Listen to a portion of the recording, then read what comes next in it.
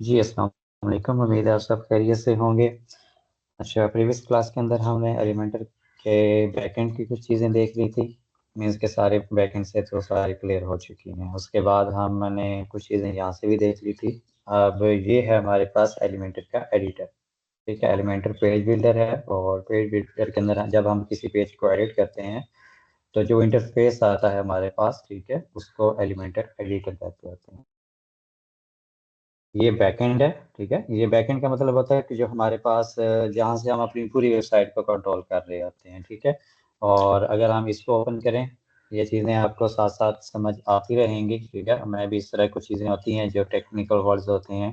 ठीक है, ये आपके पास फ्रंट एंड है। ठीक है, ये फ्रंट एंड मीन्स के जहाँ पे आप वेबसाइट को फिजिकली देख सकते हैं, विजुअली देख सकते हैं कि ओरिजिनली वेबसाइट किस टाइप की है। और ये कोई भी यूज़र या क्लाइंट इस तरह नहीं देख सकता, बशर्त ये है कि उसके पास एक्सेस ना हो। ठीक है, एक्सेस के अलावा कोई भी यहाँ पे नहीं आ सकता। बट ये है कि ये तो कोई भी यहाँ पे विजिट कर सकता है आपकी वेबसाइट को। ओके, तो और विजिट ना करे उसके लिए भी मैंने आपको बता दिया था कि आप टेम्पलेट्स बल्कि सेटिंग्स के अंदर आप वो लगा सकते हैं, कमिंग सोन पेज लगा सकते हैं, मेंटेनेंस पेज यानी टेम्पलेट यूज़ कर सकते हैं। ठीक है, उससे आपकी ये वेबसाइट यूज़र को विजिबल नहीं होगी जो भी इसको विजिट करेगा। ओके, तो ये हमारे पास एलिमेंटर का इंटरफेस है एडिटर का। इसमें मैंने आपको सारी चीज़ें बता दी हैं। ये टॉप बार है, टॉप बार के अंदर और काफ़ी सारे ऑप्शन हैं। ये आपने खुद एक्सप्लोर करने हैं तभी आप लोगों को समझ आ जाएगी।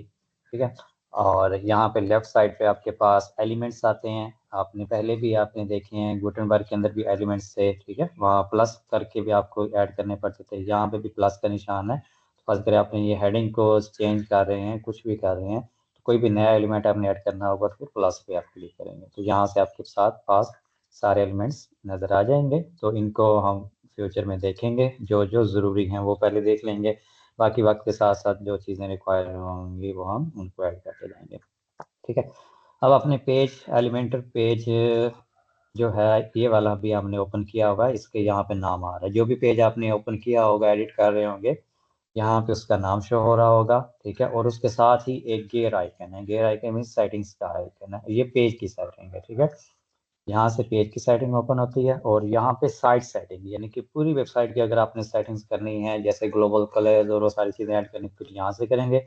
लेकिन अगर आपने इसी पेज की चेंजेस करनी है, फर्ज करें आप चाहते हैं जस्ट इस पेज पे मैं बैकग्राउंड ब्लैक करना चाहता हूँ, तो फिर हम कैसे करेंगे? या इस पेज का टाइटल चेंज करना चाहते हैं, ठीक है, तो फिर आप यहाँ पे क्लिक करें। यहाँ से भी कर सकते हैं। बाकी आपको ये भी आइडिया होगा कि अभी हम एडिट विद एलिमेंटर भी कर सकते हैं, जस्ट एडिट भी कर सकते हैं इसको। ठीक है ना, जस्ट एडिट करने में कोई मसला नहीं है। क्विक एडिट करके भी आप इसका नाम चेंज कर सकते हैं, यूआरएल चेंज कर सकते हैं, पब्लिश डेट चेंज कर सकते हैं। ठीक है, यहाँ पासवर्ड दे के उसको प्राइवेट भी कर सकते हैं। पासवर्ड देंगे तो जब भी कोई बंदा इस पेज पे आएगा, ये वाला, ठीक है, तो उसको पासवर्ड जब तक इंटर नहीं करेगा तो वो पेज उसके सामने नहीं आएगा। जैसे फर्स्ट मैं इसको पासवर्ड 1004 दफ़ा ऐड कर देता हूँ, अगर प्राइवेट करेंगे तब भी वो नहीं शो होगा। ठीक है, प्राइवेट पे जो होगा वो जस्ट लॉगिन होगा, उसी को ही शो होगा। अभी तो मैं लॉगिन हूँ, शायद पासवर्ड मांगे या ना मांगे, तो देख लेते हैं। 204 वाला ही है ना? तो हाँ, ये देखें, पासवर्ड इंटर करें और फिर आप नेक्स्ट उस पेज पे विजिट कर सकते हैं। आप इस इंटरफेस को बेहतर भी कर सकते हैं, बट ये थीम पे डिपेंड कर रहा है अभी।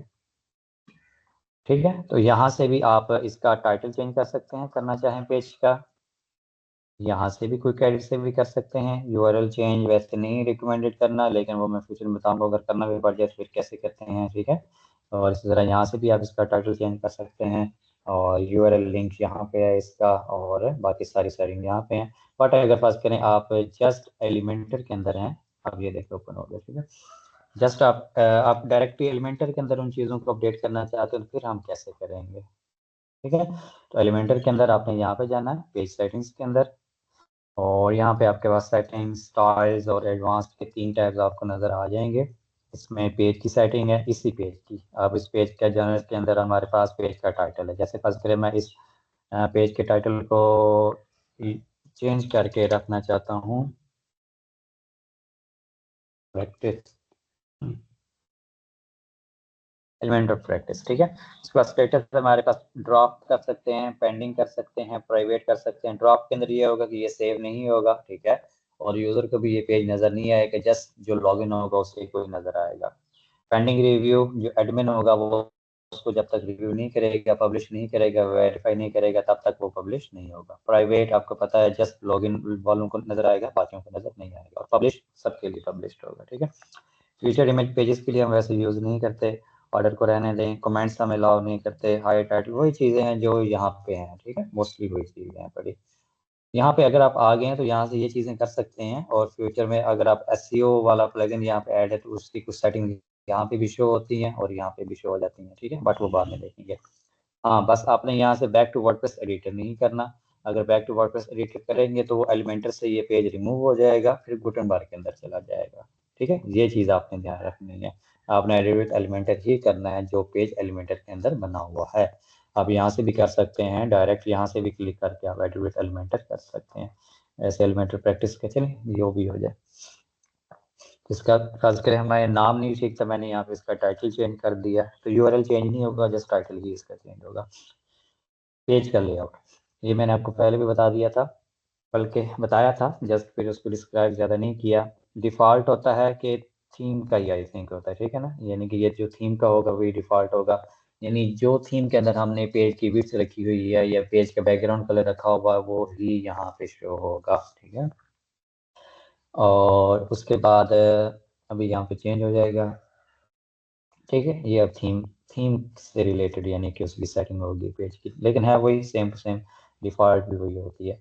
और अगर मुझे हेडर और फुटर नहीं चाहिए, यानी कुछ ऐसा पेज जहाँ पे लॉगिन पेज आप बना सकते हैं, ठीक है, लॉगिन पेज बना रहे हो या कुछ और इस तरह की चीज़ बना रहे हो जहाँ पे आपको हेडर और फुटर ना चाहिए हो, उसके लिए आप एलिमेंटर कैनवास चूज़ करेंगे, ठीक है। तो ये चीज़ भी आपको पता होनी चाहिए कि कभी फर्स्ट करें आपको हेडर और फुटर नहीं चाहिए किसी पेज के ऊपर, तो आप उसके दो तरीक़ाकार हैं। जब हम हेडर और फुटर बनाएंगे फ्यूचर में, तो फिर वहाँ से भी हम एक्सक्लूड कर सकते हैं, यानी कि हम बता सकते हैं वहाँ पे हेडर कौन कौन से पेजेस पे नज़र आना चाहिए, कौन से पेजेस पे नहीं नज़र आना चाहिए। लेकिन वहाँ एक इशू ये होता है कि थीम का हेडर फिर शो हो जाता है, ठीक है, या कोई और अगर हेडर आपने बनाया वो फिर शो होना शुरू हो जाता है। इसलिए अगर आपने ब्लैंक पेज बनाना है बगैर हेडर और फुटर के, तो आपने यहाँ से एलिमेंटर कैनवास यूज़ कर लेना है, ठीक है। अब देखें हेडर भी रिमूव हो गया और फुटर भी। और जो हमने यूज़ करना है, क्योंकि हमने एलिमेंटर के अंदर वेबसाइट बनानी है, तो हम एलिमेंटर फुल विड्थ ही रखेंगे पेज को। अब हम एक पेज की ये सेटिंग कर रहे हैं, तो अब आपको पता है कि फिर अगर फर्ज करें हम 10-20 पेजेस होंगे, फिर वन बाय वन इनको इस तरह हमें करना पड़ेगा, तो ये रिकमेंडेड नहीं है। इस वजह से हम जब साइट सेटिंग के अंदर जाएंगे तो वहाँ पे भी ये ऑप्शन होता है, तो हम सब पेजेस के लिए ये वाली सेटिंग अप्लाई कर देंगे, ठीक है। जब भी कोई नया पेज ऐड होगा बाय डिफ़ॉल्ट वो फुल विड्थ ही होगा, ठीक है, एलिमेंटर फुल विड्थ के हिसाब से ये होगा। और फुल विड्थ के अंदर ये होगा कि जो, यानी कि मैं आपको आगे बताऊंगा कि इसकी विड्थ किस तरह कंट्रोल होती है, और हम इसको फुल विड्थ भी बना सकते हैं, कंट्रोल विड्थ भी बना सकते हैं, जो हमने प्रीवियसली गुटनबर्ग के अंदर डिस्कस की हुई हैं कुछ चीज़ें। अच्छा, यहाँ पे नीचे उसकी डिस्क्रिप्शन भी लिखी हुई है, वो आप लोग जब चेंज करेंगे फिर हर किसी के हिसाब से चेंज भी हो जाती है। इसमें header, full width, content and footer add हो सकता है। ओके, उसके बाद है स्टाइल के अंदर यहाँ देखें मार्जिन और पैडिंग, ठीक है। मार्जिन और पैडिंग मैं इंशाल्लाह आपको मजीद भी इसके बारे में बताऊंगा, यानी बॉर्डर, मार्जिन, पैडिंग, ठीक है, और कंटेंट, ये सारी चीज़ें इंशाल्लाह हम देखेंगे। यहाँ से बैकग्राउंड कलर है, यहाँ से अगर आप चाहते हैं कि बैकग्राउंड कलर वाइट हो जाए या कोई सा भी रखना चाहते हैं, उस पूरे पेज का कलर वाइट हो जाएगा, ब्लैक हो जाएगा। और कोई और रखना चाहते हैं तो कोई और, ठीक है। ये थीम के भी यहाँ पे आ रहे हैं, ओके। तो इस तरह आप उसको चेंज भी कर सकते हैं। ग्रेडियंट करना चाहें, ग्रेडियंट में इसके दो कलर ऊपर अगर फर्ज करें आप इस तरह करना चाहें, डबल कलर यूज़ करना चाहें, इस तरह भी कर सकते हैं। ये हम फ्यूचर में देखेंगे कि इनको हम कैसे डिटेल से यानी कि चेंजेस कर सकते हैं इसके अंदर। फिर कस्टम सी एस एस, ये एलिमेंटर प्रो के अंदर फीचर है। आप यहाँ पे अगर आपको सी एस एस आती हो तो यहाँ से कोई भी स्टाइलिंग आप अपनी मर्जी से भी कर सकते हैं।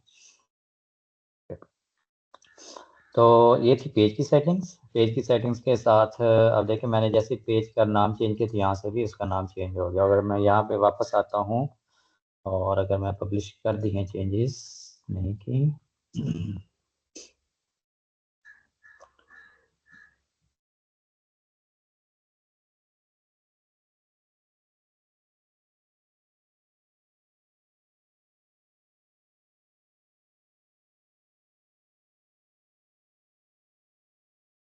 ठीक है, यहाँ से ये देखिए चेंज हो गया और यूआरएल उसका सेम ही है, एलिमेंटर पेज 204 आ रहा है। ठीक है, जैसे उसका पेज का नाम चेंज हुआ। ओके, तो यहाँ से हम इन पेज की सेटिंग्स को कंट्रोल कर सकते हैं। उसके बाद ये रिस्पॉन्सिवनेस है, ये भी हम जब डिटेल से इसको डिज़ाइन करेंगे पेज पे, फिर हम देख लेंगे कि टैबलेट पे हमने कैसे उसको रिस्पॉन्सिव करना है, मोबाइल पे कैसे रिस्पॉन्सिव करना है, वो बाकी चीज़ें।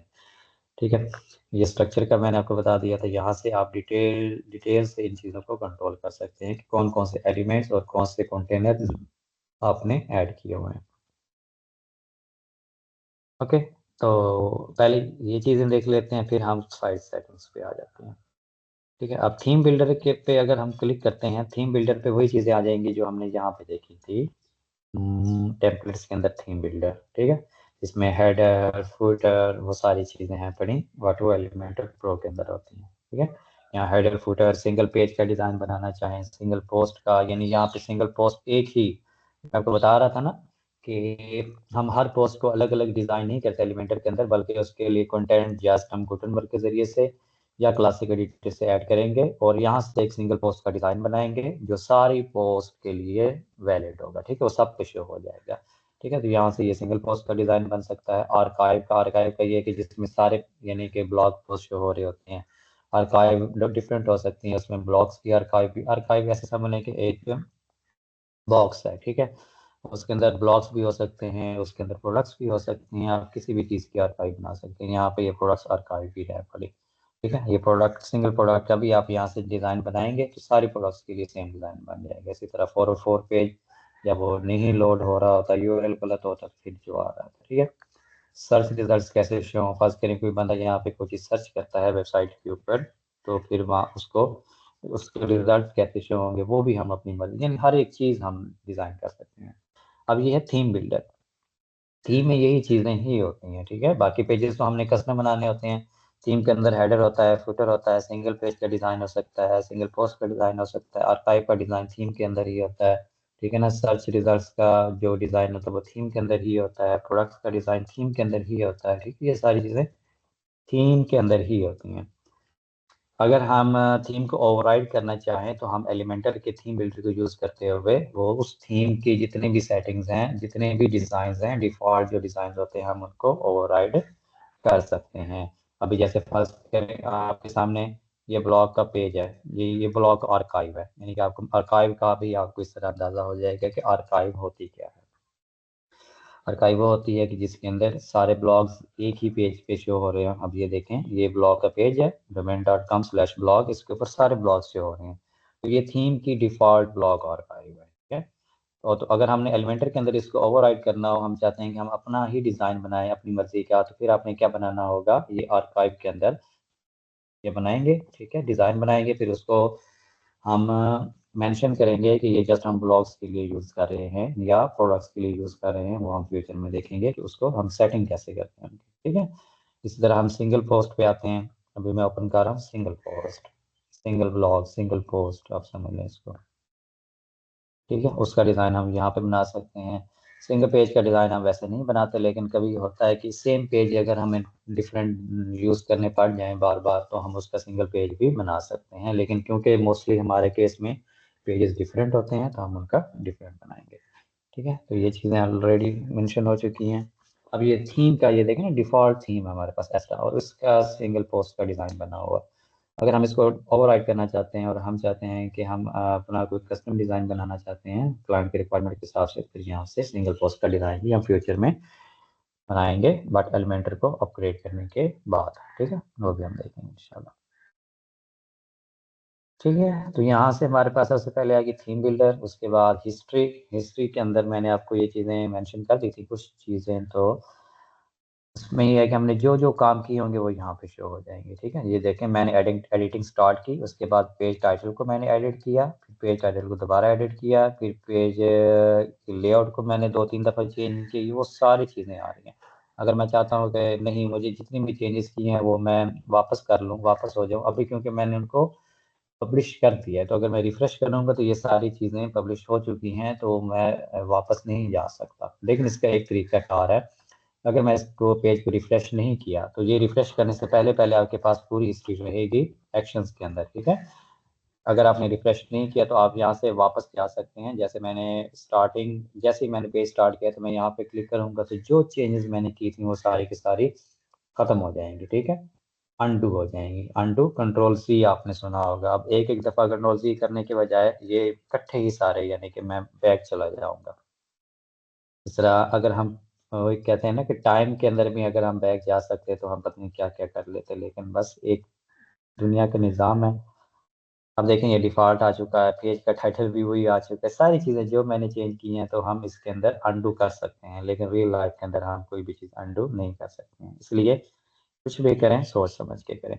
अगर मैं इसको पब्लिश कर दूंगा तो क्या होगा, ये सारे रिमूव हो जाएंगे, फिर आप दोबारा रीडू नहीं कर सकेंगे। फिर कंट्रोल शिफ्ट जी होता है रीडू करने के लिए। खास तौर पर अगर आपने एक चीज़ यहाँ से इसका कलर चेंज किया, आप चाहते हैं नहीं कलर मुझे वही चाहिए, तो आप कंट्रोल जी करेंगे या इसको कर ही लेते हैं। कोई ग्लोबल्स में से ये मैंने कलर चेंज कर दिया। आप चाहते हैं कि नहीं मुझे ये चेंजेस नहीं करनी थी, आप कंट्रोल जी दबाएंगे वापस चले जाएंगे, ये देखें फिर वही डिफ़ॉल्ट पहले वाला कलर आ गया।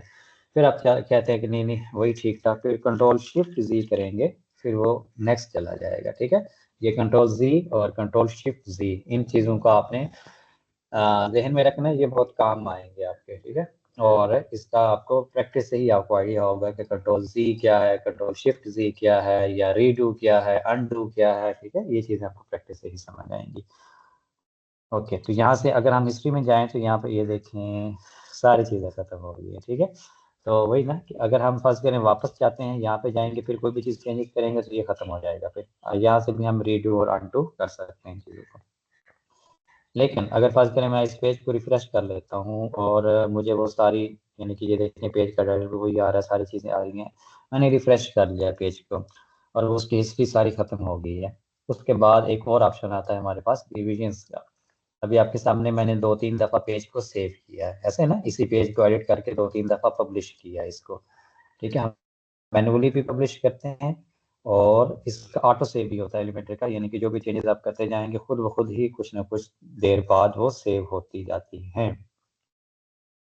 तो अगर खास कर आपने रिफ्रेश कर लिया और आप कहते थे यानी कि मुझे वापस जाना है या मुझे ये चेंजेस जो की हैं ये नहीं करनी थी, ठीक है, या कुछ भी सिनेरियो हो सकता है, तो फिर हम क्या करेंगे फिर हम जाएंगे हिस्ट्री के अंदर। अब देखें हिस्ट्री यहाँ से सारी रिमूव हो चुकी है क्योंकि पेज रिफ्रेश हो चुका है।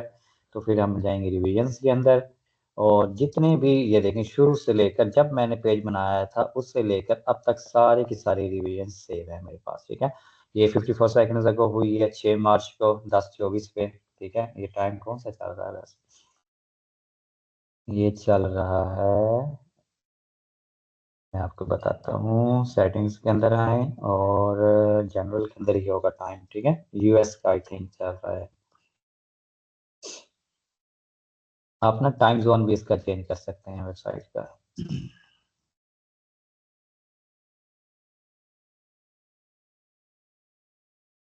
ठीक है, यहाँ से हमारे पास टाइम जोन ये देखें यूटीसी +0 चल रहा है, तो यहाँ से आप अगर पीटीआर आपके पाकिस्तानी क्लाइंट है या आपकी अपनी वेबसाइट है तो यहाँ से आप पाकिस्तानी टाइम जोन भी चूज कर सकते हैं। +5 होता है पाकिस्तान का, ऐसे ही है ना? हाँ, +5 ही होता है। और नहीं तो आप ऊपर सिटी चूज कर लें, सिटी का भी ऑप्शन होता है। अब इस्लामाबाद होगा, कराची होगा और एशिया के अंदर होगा। एशिया कहाँ पे है? ये वाला एशिया।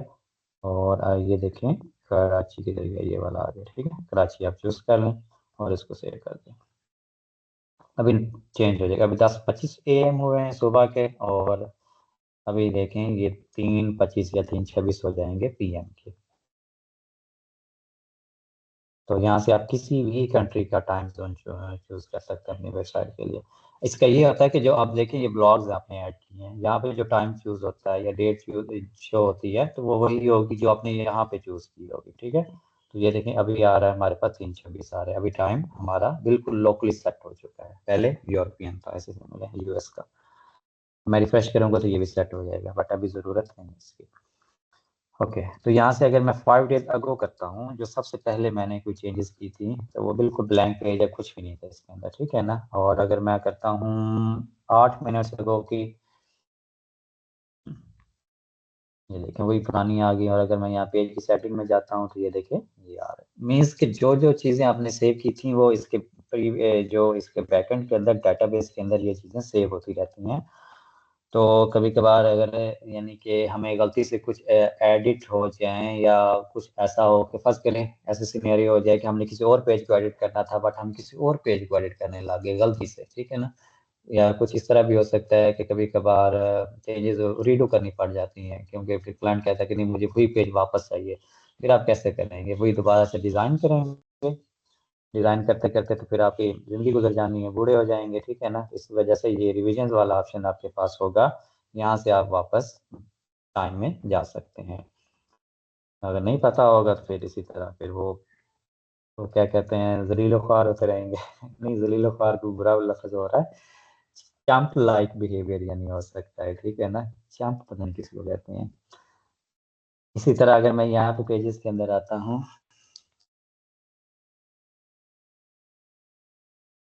ये मैंने किसी एक मेंटर से ही सुना था चंप लाइक बिहेवियर, इसका मतलब मुझे नहीं पता। ये चंप लाइक बिहेवियर यही होता है कि बस वो कोल्लू वाले बैल की मिसाल होगी, ठीक है ना। मेरे ख्याल में तो वही होनी चाहिए, और नहीं तो हम ये ज़्यादा आसान रहेगा।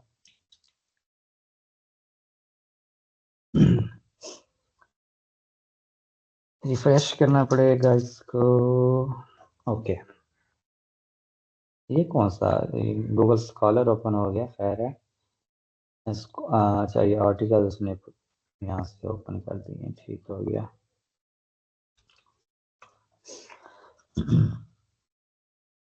तो आप सिंपली जो चीज़ आपको नहीं समझ आ रही आप उससे पूछ लिया करें।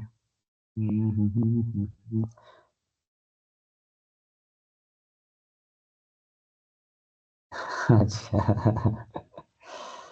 refers to actions or attributes that makes someone seem, ये क्या है, नेव, easily fooled, ठीक है, और weak minded, too trusting, easily manipulated और लैकिंग अवेयरनेस। हाँ, लैकिंग अवेयरनेस क्या, चले ये हम ये कह सकते हैं कि जिसको नॉलेज ही नहीं है, ये बार बार वो वही गलतियां कर रहा है, ठीक है ना। तो ये समझ हो सकती है, यानी कि एक चीज जिसका आसान मेथड है बड़ा, ठीक है ना, उसके बजाय हम मुश्किल तरीके की तरफ जाएं, और तब भी जाता है जब बंदे के पास नॉलेज नहीं होती, ठीक है ना। या नॉलेज हो भी सही तो बस फिर वो दिमागी फितरत हो सकती है उसकी, ठीक है। तो ये चांप लाइक बिहेवियर आप लोगों ने नहीं अपनाना, और ये फ्यूचर में मैं ये वर्ड ही यूज करूंगा, चांप लाइक बिहेवियर, ठीक है। तो आप लोग समझ जाइएगा कि मैं क्या कहना चाह रहा हूँ।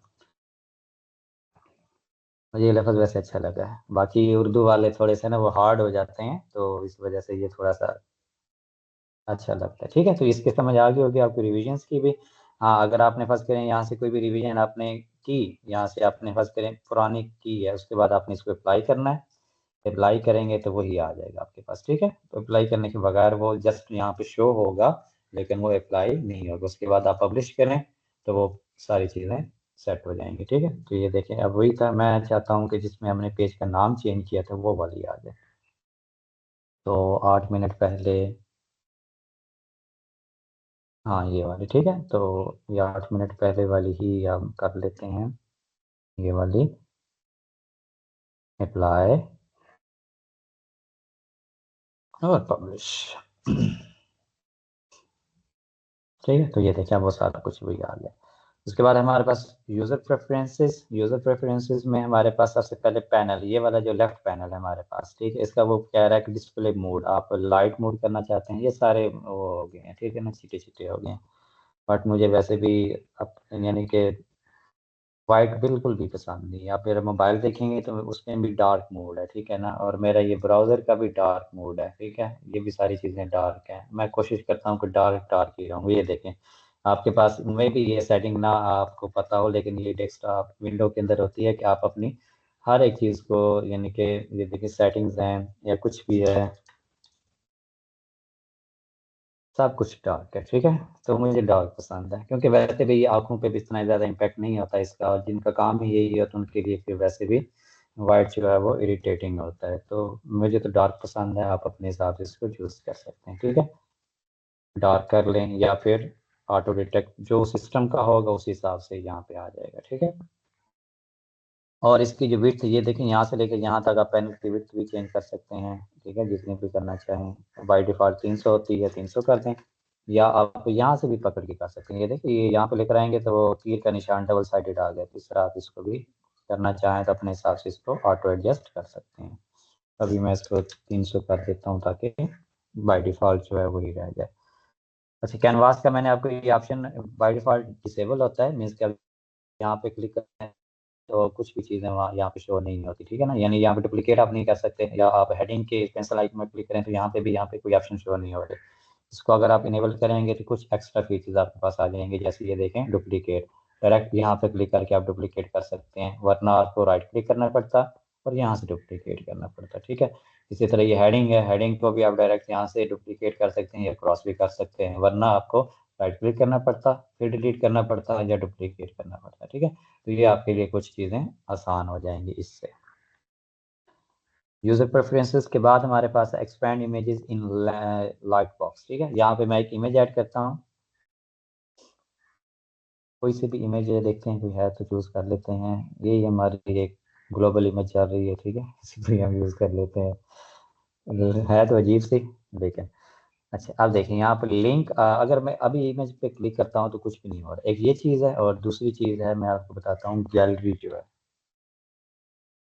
गैलरी के ऊपर आपने देखा होगा वेबसाइट के अंदर जो गैलरीज होती हैं उसके ऊपर जब आप क्लिक करते हैं इमेज के ऊपर तो इमेज एक्सपैंड होके ओपन हो जाती है, ठीक है। ये गैलरी के अंदर हम डिफरेंट इमेजेस यूज कर सकते हैं। तो यहाँ पे मैं थंबनेल के बजाय फुल साइज कर देता हूँ ताकि कुछ बड़ी बड़ी नजर आए।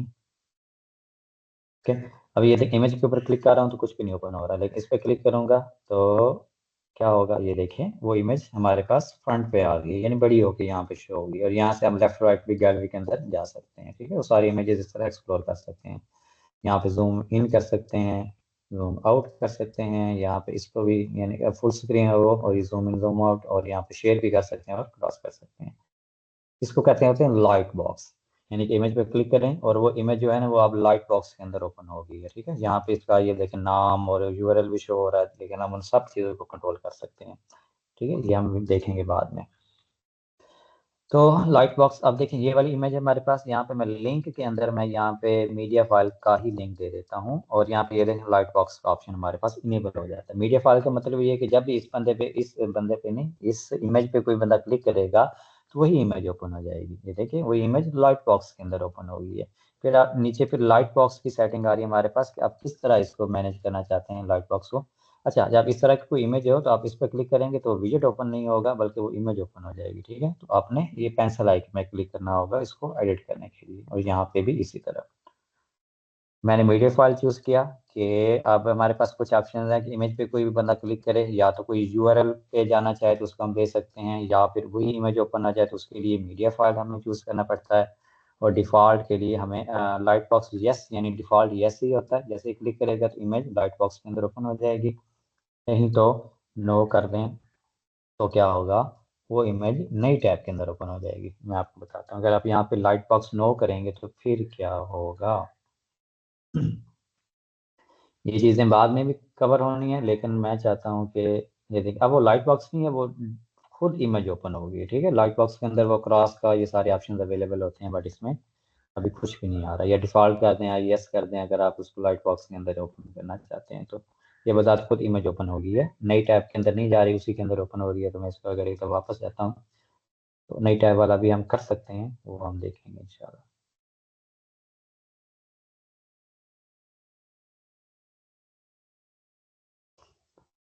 एलिमेंटेड पेज 204, ठीक है। तो ये आपको समझ आ गई होगी। यहाँ पे फिर मैं आपको बताता हूँ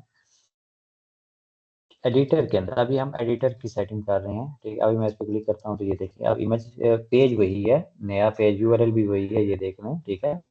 और ये लाइट बॉक्स के अंदर ओपन होगी हमारे पास, इसी तरह ये वाली देखें, ठीक है। इसको लाइट बॉक्स कहते हैं। अब ये कह रहा है कि expand images in light box. अब ये मैंने लाइट बॉक्स चूज किया हुआ है ना, अब एडिटर के अंदर भी ये ओपन हो रही है। मैं अगर इसको डिसेबल कर देता हूँ फर्स्ट पे, इसको अगर मैं डिसेबल कर देता हूँ अब यहाँ पे ओपन नहीं होगी, ठीक है ना। आपके यानी कि वैसे लाइट बॉक्स ही है, लेकिन एडिटर के अंदर ये ओपन नहीं होगी, फ्रंट एंड पे ही ओपन हो जाएंगी, ठीक है। तो इस चीज़ का ऑप्शन है कि आप इसको डिसेबल भी कर सकते हैं। तो मैं डिसेबल ही रहने देता हूँ इसको, क्योंकि वो फिर तंग करता है बार बार। फिर हमें तो पता होता है कि लाइट बॉक्स के अंदर है या फ्रंट एंड पे बंदा इसको वेरीफाई भी कर सकता है। आप इसको इनेबल भी कर सकते हैं, डिसेबल भी कर सकते हैं, जैसे आप लोग चाहें। शो हिडन एलिमेंट्स, ठीक है, यस। फर्स्ट करें, मैं कुछ चीज़ें ऐसी, जैसे ये गैलरी मैं चाहता हूँ कि डेस्कटॉप पे शो हो, डेस्कटॉप पे शो ना हो, ठीक है। तो मैं क्या करूँगा, यहाँ एडवांस के अंदर आऊँगा, रिस्पॉन्सिव के अंदर आऊँगा और डेस्कटॉप के ऊपर इसको मैं हाइड कर दिया इसको। अब ये देखें, ये फ्रंट एंड पे अगर मैं देखूँ, अभी देखें गैलरी आपके सामने यहाँ पे शो हो रही है डेस्कटॉप के ऊपर। अभी मैं इसको रिफ्रेश करता हूँ।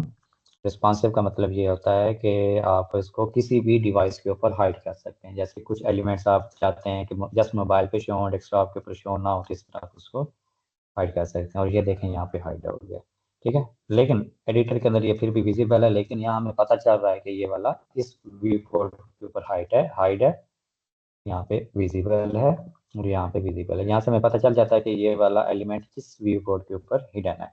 तो इसी तरह अगर मैं फर्स्ट करें यहाँ पे यूजर प्रेफरेंसेस के अंदर आके इसको हाइड कर देता हूँ, नो कर देता हूँ, तो जो एलिमेंट यहाँ से जिस व्यू कोड के ऊपर हाइड होगा वो यहाँ पे शो ही नहीं होगा, ठीक है। तो इस तरह बंदे को ना इश्यूज होते हैं कि बंदे को आइडिया नहीं होता कि यहाँ पे कोई इस तरह का एलिमेंट भी है कि जो हाइड है या है भी सही या नहीं है, ठीक है।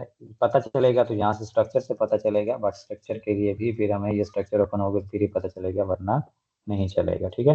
तो इस वजह से इसको हम इनेबल ही रखते हैं ताकि पता तो चले कि ये चीज़ या ये सेक्शन है पड़ा, लेकिन ये इस व्यू कोड के ऊपर हाइड है और बाकी के ऊपर शो हो रहा है।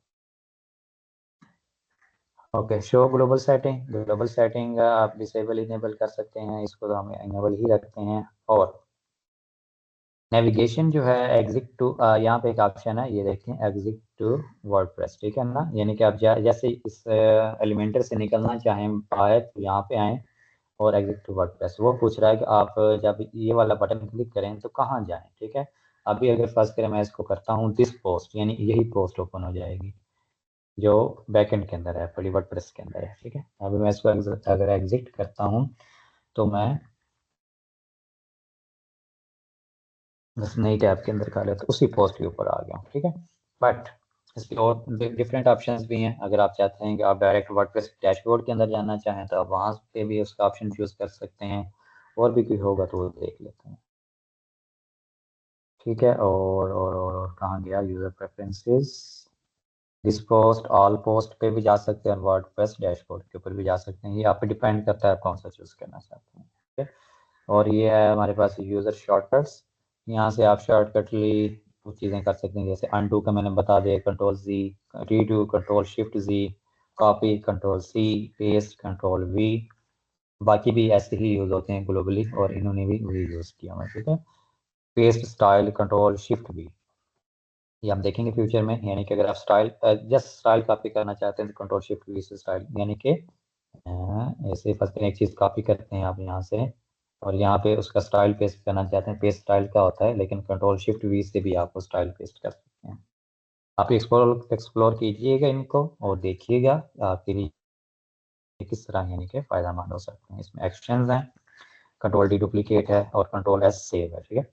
डिलीट से वो एलिमेंट डिलीट हो जाता है, जस्ट आप उस पर क्लिक करें एलिमेंट पे और डिलीट का बटन दबाएं, वो डिलीट हो जाएगा। पैनल्स में कंट्रोल ई मैंने आपको बताया था, फाइंडर है, ठीक है। और show hide panel control P, यानी कि अगर आप यहाँ पे हैं कहीं पे भी कंट्रोल पी करते हैं तो ये पैनल हाइड हो गया, या ये वाला बटन भी है इसका, ठीक है, ये एरो वाला। कंट्रोल पी से भी आप इसको हाइड कर सकते हैं और कंट्रोल पी से ले भी आ सकते हैं और हाइड भी कर सकते हैं। बहुत काम की चीज़ें हैं, शॉर्टकट हमारी ज़िंदगी को आसान बनाते हैं, इस वजह से आपको इनका आइडिया होना चाहिए। साइड सेटिंग्स ओपन करनी हो डायरेक्ट यहाँ से आप कर सकते हैं, तो ये चीज़ें आपने खुद देखनी है। चैनल रिस्पॉन्सिव मूव्स आप शिफ्ट कर सकते हैं, सर कंट्रोल शिफ्ट एम से शिफ्ट हो जाएगा, टेम्पलेट लाइब्रेरी और बहुत सारी चीज़ें, ठीक है। यहाँ से ये चीज़ें होंगी, प्लस पे एलिमेंट्स हो गए, ठीक है। अब हम आते हैं साइड सेटिंग्स के अंदर। आपने थीम के अंदर भी ये चीज़ें की थी कस्टमाइज़र के अंदर, जैसे मैं यहाँ पे कस्टमाइज पे जाता हूँ तो उस हिसाब से मैं आपको यहाँ से इन दोनों का कंपैरिजन करवा देता हूँ। और कस्टमाइज़र जो है ना ऑलमोस्ट ऑप्शन सेम होते हैं, लेकिन थीम के हिसाब से कुछ ऑप्शन डिफरेंट हो सकते हैं, ठीक है, ये इसके थीम के। लेकिन ये एलिमेंटर का तो सेम ही होगा, ठीक है, ये आपको हमेशा इसी सूरत हाल में ही नज़र आएगा। ये वाला जो है एलिमेंटर का जो कस्टमाइजर है वो थीम बाय थीम डिफरेंट हो सकता है, थोड़े बहुत फीचर्स इसके अंदर। अब एसरा के अंदर हमने कस्टमाइजर को देखा तो उसके अंदर हम गए थे ग्लोबल्स के अंदर। यहाँ से आपने हमने टाइपोग्राफी, कलर्स, कंटेनर की एडजस्टमेंट की थी, विड्थ वगैरह सारी चीज़ें। बटन्स को हमने यहाँ स्टाइल किया था, ठीक है। स्क्रॉल टू टॉप इसके अंदर थीम के अंदर अवेलेबल है, वो हम इनेबल किया था। ओके हो गया, एक्सेसिबिलिटी हो गई, सारी चीज़ें। अब हम आते हैं यहाँ पे एलिमेंटर के अंदर, यहाँ भी वही सारी चीज़ें हैं, ठीक है, जो थीम के अंदर होती हैं। इसके अगर आप थीम की चीज़ों को ओवरराइड करना चाहते हैं, अभी अगर आप देखें वेबसाइट, तो वेबसाइट के अंदर कौन से कलर्स और कौन सी स्कीम्स यूज़ हो रही हैं या कौन से फॉन्ट्स यूज़ हो रहे हैं जो आपने यहाँ पे एडजस्ट किए हुए हैं थीम के अंदर, ठीक है, वो सारी चीज़ें यूज़ हो रही हैं, कलर्स भी और वो सारी चीज़ें। लेकिन आप उन चीज़ों को ओवरराइड कर सकते हैं यहाँ से, ठीक है। तो ये हम इंशाल्लाह देखेंगे। सबसे पहले है डिज़ाइन सिस्टम। ग्लोबल कलर्स हैं, ग्लोबल फॉन्ट्स हैं। ग्लोबल कलर्स के अंदर आप ये देखें, यहाँ से आप प्राइमरी, सेकेंडरी, टेक्स्ट और एक्सेंट कलर्स को मैनेज कर सकते हैं। ग्लोबल जो शो ग्लोबल सेटिंग्स को अगर मैं इसको इनेबल करता हूँ तो आपके सामने ये पैनल आ जाएगा, जहाँ पे अभी हम कलर्स देख रहे हैं। तो यहाँ पे ग्लोबल कलर्स यहाँ पे हमारे पास शो भी हो रहे हैं। अगर हमने प्राइमरी कलर को चेंज करना है तो यहाँ से क्लिक करके भी चेंज कर सकते हैं, या यहाँ पे क्लिक करके भी इसको चेंज कर सकते हैं। बाय डिफॉल्ट सिस्टम कलर चार होते हैं, प्राइमरी, सेकेंडरी, टेक्स्ट और एक्सेंट, ठीक है। तो ये जो हैं इनकी जुबानी हम देखते हैं कि ये किस किस मकसद के लिए यूज होते हैं। जैसे प्राइमरी कलर कहाँ यूज हो रहा है बाय डिफॉल्ट, ठीक है, एलिमेंटर के अंदर। सेकेंडरी कहाँ यूज हो रहा है, टेक्स्ट कहाँ यूज हो रहा है, और एक्सेंट कहाँ यूज हो रहा है। मैं ये चेक करता हूँ, एलिमेंटर ग्लोबल कलर यूजेज हो सकता है या कुछ भी आप समझ लें। तो एलिमेंटर का ही मैं देखता हूँ, कोई ना कोई ट्यूटोरियल होगा इसके ऊपर। ग्लोबल कलर्स ये तो ब्लॉग है। हाँ, elements impacted by global colours, ये वाला।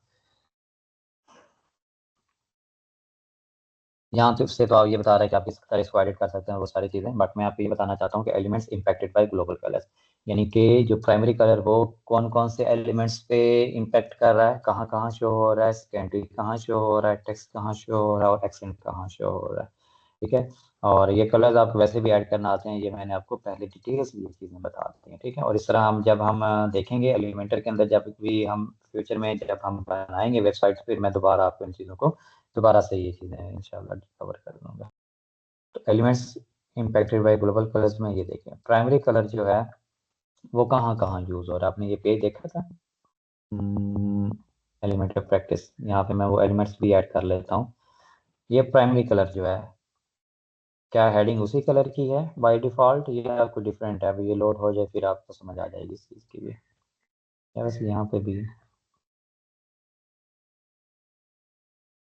ये वाले, ठीक है, ये वाले, ये देखें। अब ये वाला कलर और आप यहाँ से ये वाला कलर देखें, बिल्कुल सेम है। ओके, इट मीन्स के क्या इसका मतलब हुआ कि जो प्राइमरी कलर है वो कहाँ कहाँ इम्पैक्ट करता है। प्राइमरी कलर हेडिंग्स के लिए और आइकन्स के लिए, ठीक है। अगर मैं यहाँ पे अगर आइकन वगैरह अगर ये चीज़ ऐड कर ही लूँ, एक दफ़ा सेव कर देता हूँ इनको, हालांकि हमने कुछ चेंज तो किया नहीं है।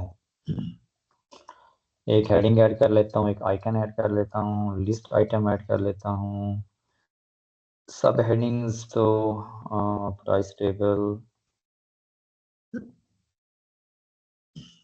वहाँ से आपको अच्छे से आइडिया हो जाएगा,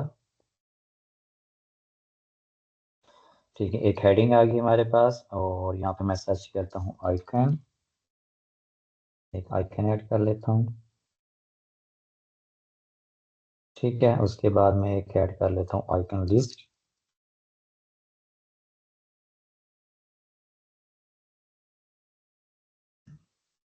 उसके बाद मैं ऐड कर लेता हूँ एक पैराग्राफ, और उसके बाद एक आ जाएगा बटन, और कौन सी चीज़ हो सकती है, links, button, background, tab, according, heading, link मैं यहाँ पे एक ऐड कर देता हूँ। ये चीज़ें हम बाद में भी देखेंगे, ठीक है। काम करेगा ये वाला, करेगा, ठीक है। लेकिन मैंने इसके कुछ सेटिंग पहले भी कर रखी थी, इस वजह से डिफरेंट आपको लगेगा कुछ चीज़ें। अच्छा, बल्कि ये थीम का शो हो रहा है, ओके हो गया। और इसके अलावा और कौन सी चीज़ हो सकती है? अकॉर्डिंग हेडिंग्स को भी रहने दें और बाद में देखेंगे इनको, ठीक है। अब देखें, हमारे पास आ रहा है ग्लोबल सेटिंग्स के अंदर हम जाते हैं, मोटी मोटी चीज़ें हमने ऐड कर ली हैं, डबल कलर्स, ठीक है। और इसको मैं अभी ऑफ कर देता हूँ प्रीव्यू को, ठीक है। तो ये पेज ही मेरे सामने यही बोला होगा। प्राइमरी कलर वो बता रहा है कि जो प्राइमरी कलर आपने एडजस्ट किया होगा या बाय डिफ़ॉल्ट जो भी होता है वो कहाँ कहाँ शो होता है सिस्टम के लिहाज से, ठीक है ना। यानी एलिमेंटर ने जो इसको अलाउ किया हुआ है, यानी कि एक एलोकेट किया हुआ है, यानी प्राइमरी कलर कहाँ कहाँ शो होता है। वो हेडिंग के अंदर शो होता है, आइकन्स के लिए शो होता है, और ये वाले आइकन्स लिस्ट के अंदर जो पहला आइकन होता है यहाँ पे शो होता है, ठीक है ना, हेडिंग्स और आइकन्स के लिए। और सेकेंडरी कलर जो होता है वो लिस्ट आइटम्स, जैसे ये फर्ज करें लिस्ट है, ये वाली लिस्ट आइटम के जो टेक्स्ट है, ये देखें इसका कलर जो है वो सेकेंडरी है। अगर मैं यहाँ से कुछ चेंज करता हूँ तो ये देखें चेंज हो रहा है ना, तो वही चीज़ चेंज हो रही है। और इसी तरह अगर मैं प्राइमरी कलर को चेंज करता हूँ तो ये देखें सारे वही चेंज हो रहे हैं जो हमने देखे हैं वहाँ पे जो बता रहा है, ठीक है। और इसी तरह अगर मैं इसको ब्लू कर दूँ तो इस तरह, ठीक है। प्राइमरी कलर आप वो एडजस्ट कर सकते हैं कि आप चाहते हैं कि जो मैं हेडिंग्स के लिए यूज़ करना चाहूँ और आइकन्स के लिए यूज़ करना चाहूँ, ठीक है, वो आप प्राइमरी रख सकते हैं। लेकिन डिफरेंट भी यूज़ कर सकते हैं, वो कोई इशू नहीं है, वो हम डिफरेंट भी किसी भी हिसाब से रख सकते हैं, लेकिन बाई डिफ़ॉल्ट ही ऐसे होते हैं। टेक्स्ट कलर जो है ये वाला टेक्स्ट है, इसके लिए यूज़ हो रहा है। जो आपने पैराग्राफ ऐड किया था इसके लिए ये टेक्स्ट कलर यूज़ होता है। मिसाल कर अगर मुझे ब्लैक चाहिए या रेड चाहिए, जैसा भी चाहिए मैं उसको कर सकता हूँ, ओके। एक्सेंट कलर बटन का बैकग्राउंड हो गया, और कहाँ पे यूज़ होगा? सेकेंडरी कलर लिस्ट आइटम्स के लिए, सब हेडिंग्स के लिए, जो हेडिंग के ऊपर सब हेडिंग आएगी उसके लिए आप देख सकते हैं कि मैं कौन सा कलर यूज़ करना चाहता हूँ। एनिमेटेड हेडिंग्स होती हैं कुछ, प्राइस टेबल हो गया, और उसके बैकग्राउंड के लिए, ठीक है। टेक्स्ट कलर जो है पैराग्राफ और मेन्यू आइटम्स के लिए, ठीक है। मेन्यू आइटम्स जो होते हैं ये वाले मेन्यू आइटम्स जो है। एक्सेंट कलर जो होते हैं वो लिंक्स, जो हमने लिंक ऐड किया है उसके लिए, जैसे ये वाला लिंक है अभी थीम का आ रहा है, ये वाला नहीं आ रहा, ओके। तो इसको मैं एक दफ़ा चेक कर लेता हूँ, सेव कर दो, इधर से सेव कर लिया करें पहले ताकि ये गड़बड़ ना हो। यानी आपने कोई चेंजेस किए हो फिर सेव ना हुई हो तो फिर भी इशू बनता है। टाइपोग्राफी के अंदर आएँ और यहाँ पे मैं इसका लिंक का कलर यहाँ से चेंज कर सकते हैं, बट वो मैं बाद में आपको बताता हूँ। अभी मैं वही चूज़ कर लेता हूँ। मैं चाहता हूँ कि अभी भी थीम, ये डबल डबल क्यों आ रहे हो?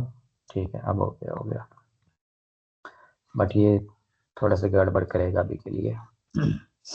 ओके, तो लिंक कलर बटन को भी छोड़ें, ठीक है। ये देखें अब लिंक कलर मैंने थीम को ओवरराइड कर दिया। मैंने कहा थीम वाला हमने यूज़ नहीं करना, हमने अपने वाला यूज़ करना है, ठीक है, एलिमेंटर का।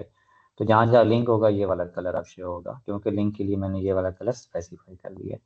तो उसके अलावा एक्सेंट कहाँ यूज़ होता है? बटन का बैकग्राउंड हो गया, टैब एंड अकॉर्डियन हेडिंग्स होंगी वो हम फ्यूचर में देखेंगे, और बैजेस भी हम फ्यूचर में देखेंगे, ठीक है। तो यहाँ पे ये इस तरह बाय डिफ़ॉल्ट कलर्स होते हैं इसके अंदर, प्राइमरी, सेकेंडरी, टेक्स्ट और एक्सेंट, ठीक है। तो हमने जो कलर स्कीम फाइंड की थी अपनी वेबसाइट्स के लिए, हम मज़ीद भी देख लेंगे कोई अच्छी सी कलर स्कीम हम यहाँ पे एडजस्ट करेंगे उसको जब हम अपनी वेबसाइट बनाएंगे। अभी के लिए जस्ट मैं आपको डेमोस्ट्रेट कर रहा हूँ कि हम कैसे कैसे इनको यूज़ करते हैं, ठीक है। और सिंपली ये है कि प्राइमरी हम कलर वो यूज़ करेंगे जो हमने सबसे ज़्यादा यूज़ करना है वेबसाइट के अंदर, ठीक है। सेकेंडरी हम वो यूज़ कर लेंगे जो सेकंड मोस्ट कलर यूज़ होता है। और लाजमी नहीं है कि हमने यानी प्राइमरी जस्ट फिर हेडिंग और आइकन्स पे शो होगा, हम चेंज कर सकते हैं। ये जस्ट उन्होंने एक वो कह सकते हैं कि बनाया हुआ एक लाहे अमल के बाय डिफ़ॉल्ट इस तरह होता है, तो आप इनको चेंज भी कर सकते हैं, वो कोई इशू नहीं है। वो अपनी मर्ज़ी से कोई सा कलर कहीं भी यूज़ कर सकते हैं, और हर एलिमेंट के अंदर ऑप्शन होते हैं कलर चेंज करने के, तो आप कर सकते हैं। तो टेक्स्ट के लिए जो कलर आपने यूज़ करना होगा यहाँ पे आप ऐड करेंगे। फिर बटन्स हो गए, लिंक्स हो गए, या इस तरह के जैसे ये वाला हो गया, उसके लिए हम एक्सेंट कलर ऐड करेंगे, ठीक है। उसके अलावा हम कस्टम कलर भी ऐड कर सकते हैं। जैसे फर्स्ट करें मैं यहाँ पे वाइट ऐड करना चाहता हूँ, ठीक है, तो मैं यहाँ पे वाइट ऐड करके इसको वाइट कर दूँगा, ठीक है। इसी तरह मैं चाहता हूँ कि मुझे कोई और कलर चाहिए, मुझे लाइट बीजी चाहिए थोड़ा सा, ठीक है ना, अभी बिल्कुल वाइट है, मैं चाहता हूँ कि वाइट से थोड़ा सा हट के हो इस तरह का कोई कलर, वो भी मैं ऐड कर सकता हूँ। आप अनलिमिटेड ग्लोबल कलर्स यहाँ पे ऐड कर सकते हैं, ठीक है। कस्टम कलर्स भी ऐड कर सकते हैं और सिस्टम कलर्स को आप चेंज भी कर सकते हैं। ओके हो गया, समझ आ गई इन चीज़ों की। बाकी जो डिटेल्स हैं वो कलर्स वाली, ये वाली जो सारी चीज़ें हैं वो मैंने आपको ऑलरेडी बता दी हैं, और प्रीवियस वेबसाइट देख लीजिएगा, क्या कहते हैं, प्रीवियस क्लासेस, वहाँ से आपको सारी चीज़ें समझ आ जाएंगी।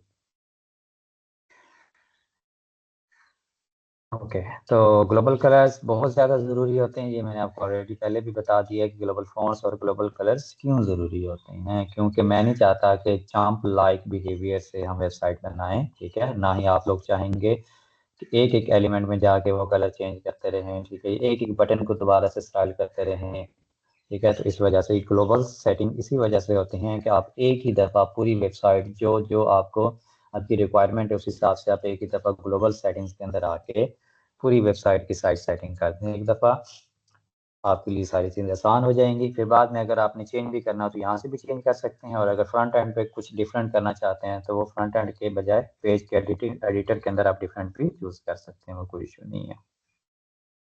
इसी तरह हमारे पास ग्लोबल फ़ॉन्ट्स हैं, मैं इसको इनेबल करता हूँ तो यहाँ पे हमारे पास ये ग्लोबल फ़ॉन्ट्स शो हो रहे हैं। सिस्टम फ़ॉन्ट्स हमारे पास प्राइमरी, सेकेंडरी, टेक्स्ट, एक्सेंट, ठीक है। प्राइमरी, सेकेंडरी, और यहाँ से आप उनके फ़ॉन्ट्स को चूज़ कर सकते हैं। सेम वही लेआउट है जो हमने थीम के अंदर देखा था। यहाँ से फ़ॉन्ट फैमिली आप चूज़ करेंगे कोई सी भी, यहाँ से फ़ॉन्ट का साइज़ आप चूज़ कर सकते हैं 30, यहाँ से उसका वेट आप चूज़ कर सकते हैं 100 से 900 तक, कोई सा भी। ट्रांसफॉर्म अपर केस करना चाहते हैं, आप चाहते हैं कि जितनी भी प्राइमरी हेडिंग्स हो, प्राइमरी हेडिंग हो, हम देखेंगे कि हम जब यूज़ करेंगे वहाँ पे स्टाइलिंग तो वो डायरेक्टली वहीं पे आ जाएंगी, ठीक है। यही स्टाइल हो जाएगा उसका खुद ब खुद ही। प्राइमरी हेडिंग हम कहाँ पे यूज़ करेंगे और वो हम देखेंगे फ्यूचर में। एक सेकेंडरी कहाँ यूज़ करेंगे, टेक्स्ट का तो आपको पता है, ठीक है, यहाँ पे यूज़ हो रहा है, यानी सिंपल जैसे ये टेक्स्ट आ के लिए हमारे पास ये वाला। हेडिंग्स के लिए हम ना, मैं तो इस तरह करता हूँ कि H1 H2 H3 के हिसाब से स्टाइलिंग करता हूँ, वो मैं आपको बताऊंगा इंशाल्लाह बाद में, ठीक है। उसके बाद हमारे पास अपर केस, लोअर केस किधर गया वो,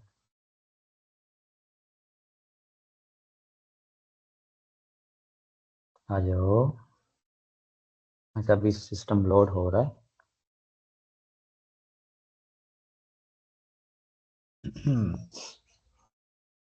नहीं दिल कर रहा है इसका आने का आज,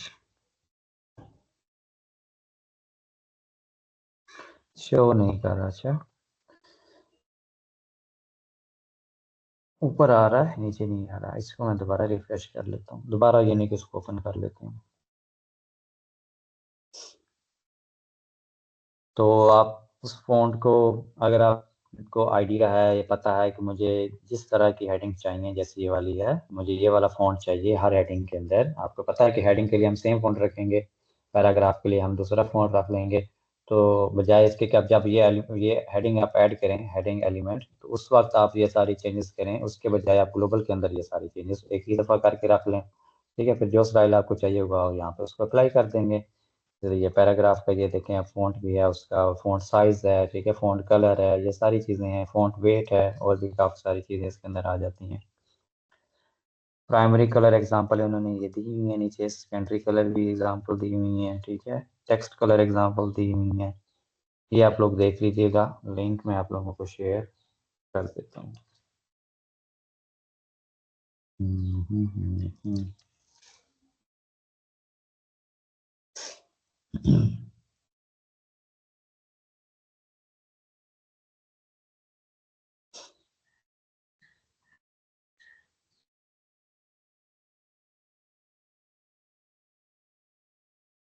356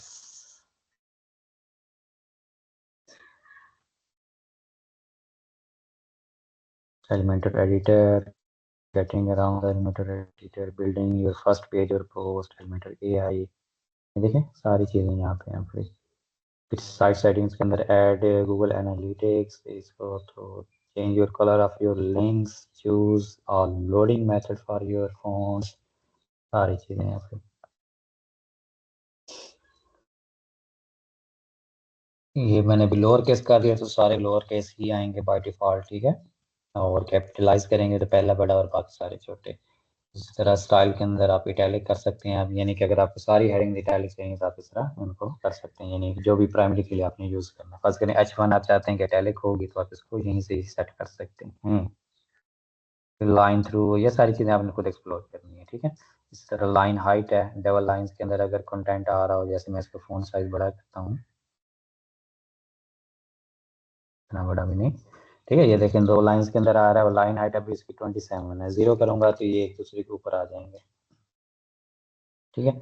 लाइन हाइट क्या होता है, जितना साइज है उससे हमने ज़्यादा ही रखनी है, यानी 102 इसका फ़ॉन्ट साइज है तो 120 ऑलमोस्ट लाइन हाइट हो इसको, तो फिर जाकर ये स्पेसिंग थोड़ी सी आ रही होती है। लेकिन इसका बेहतरीन तरीका ये है कि हमने लाइन हाइट को पिक्सल के बजाय ईएम के अंदर देना होता है। ईएम का मैंने आपको बताया था, ईएम अब जो ईएम बराबर होगा वो 102 पिक्सल के बराबर होगा।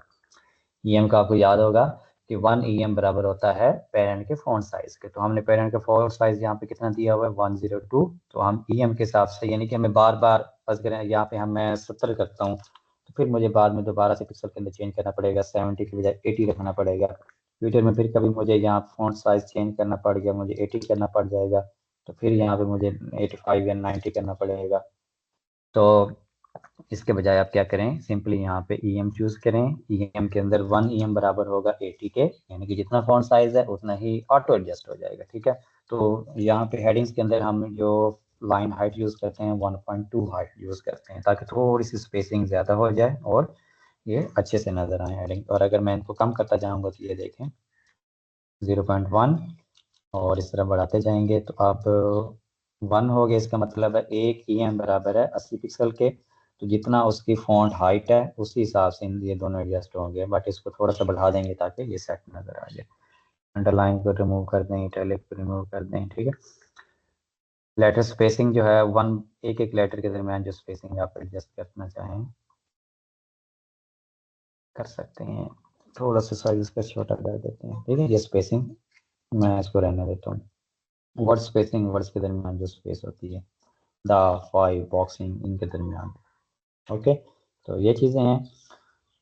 इसके बाद सेकेंडरी है टेक्स्ट का, इसी तरह आप यहाँ से आप जो भी आप फॉन्ट यूज़ करना चाहते हैं उसके लिए, और ये मैं ना जब वेबसाइट बनाऊंगा तो ये सारी चीज़ें आपको दोबारा करके दिखाऊंगा। फिर इस तरह एक्सेंट, एक्सेंट यानी बटन के लिए आप यूज़ कर सकते हैं एक्सेंट, और जो मेन्यू आइटम्स है इनके लिए आप एक्सेंट यूज़ कर सकते हैं, ठीक है। तो उन चीज़ के लिए आप ये वाला फॉन्ट आप यूज़ कर लेंगे। इस तरह कस्टम फॉन्ट्स भी आप यहाँ पे मज़ीद ऐड कर सकते हैं। फॉल बैक फ़ॉन्ट फैमिली, यहाँ पे आपने फ़ॉन्ट फैमिली का नाम देना है कि फर्स्ट करें किसी वजह से आपका फ़ॉन्ट लोड नहीं हो रहा वेबसाइट के ऊपर, तो फिर डिफ़ॉल्ट फ़ॉन्ट ये वाला आ जाएगा आपके लिए, ठीक है, सैंस सेरिफ। इस तरह आप इसका नाम चेंज भी कर सकते हैं गूगल फ़ॉन्ट्स के हिसाब से ही, ठीक है। तो अगर फर्स्ट करें कभी आपकी वेबसाइट जो आपने यहाँ पे फ़ॉन्ट चूज़ किए हैं वो कोई लोड नहीं हो रहा, तो ये बाई डिफ़ॉल्ट ये आ जाएगा। और सैंस सेरिफ के अलावा आप कोई और भी यहाँ पे नाम ऐड कर सकते हैं, बट स्पेसिफिक नाम वैसे ही होना चाहिए जैसे इनके अंदर होता है मेरे ख्याल में। मैं अगर सैंस सेरिफ सर्च करता हूँ, सैंस सेरिफ यहाँ पे है ही नहीं, ओके, नहीं डिफ़ॉल्ट मोड में भी हो, ठीक है। सैंस सेरिफ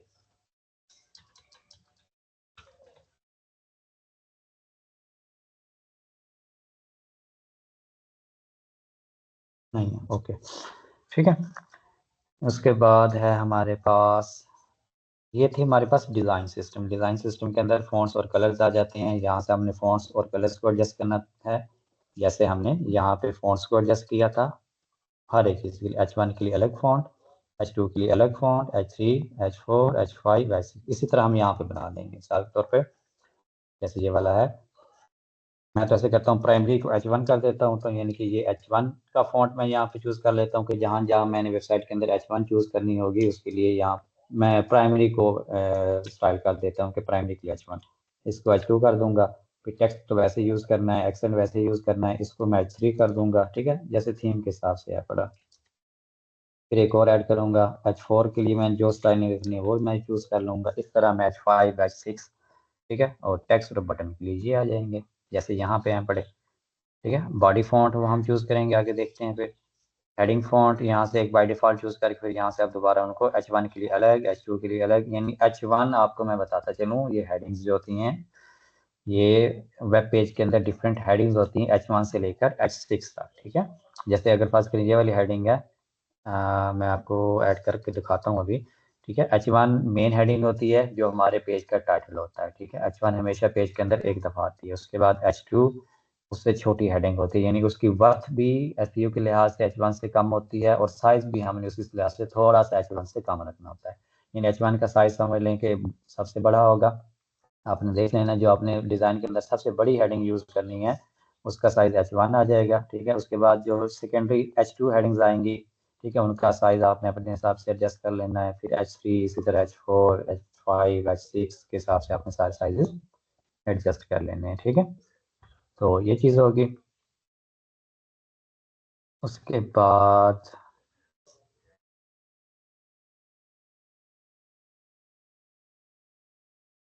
अभी जो बाय डिफ़ॉल्ट इसके अंदर ऐड हुए पड़े हैं वो मैं आपको दिखा देता हूँ। ये देखिए, अभी ये HTML टैग H2 है, इसको मैं H1 कर देता हूँ। ठीक है, और इसको मैं डुप्लीकेट करके इसको कर देता हूँ H2। अभी H1 का साइज मैंने छोटा कर दिया था, H2 का बड़ा है, और इसको मैं कर देता हूँ H3, H4, H5।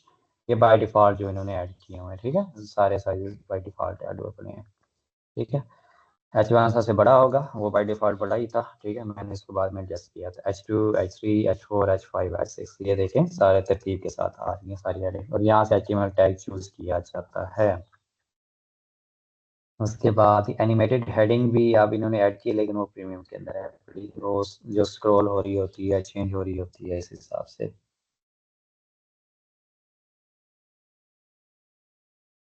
ओके,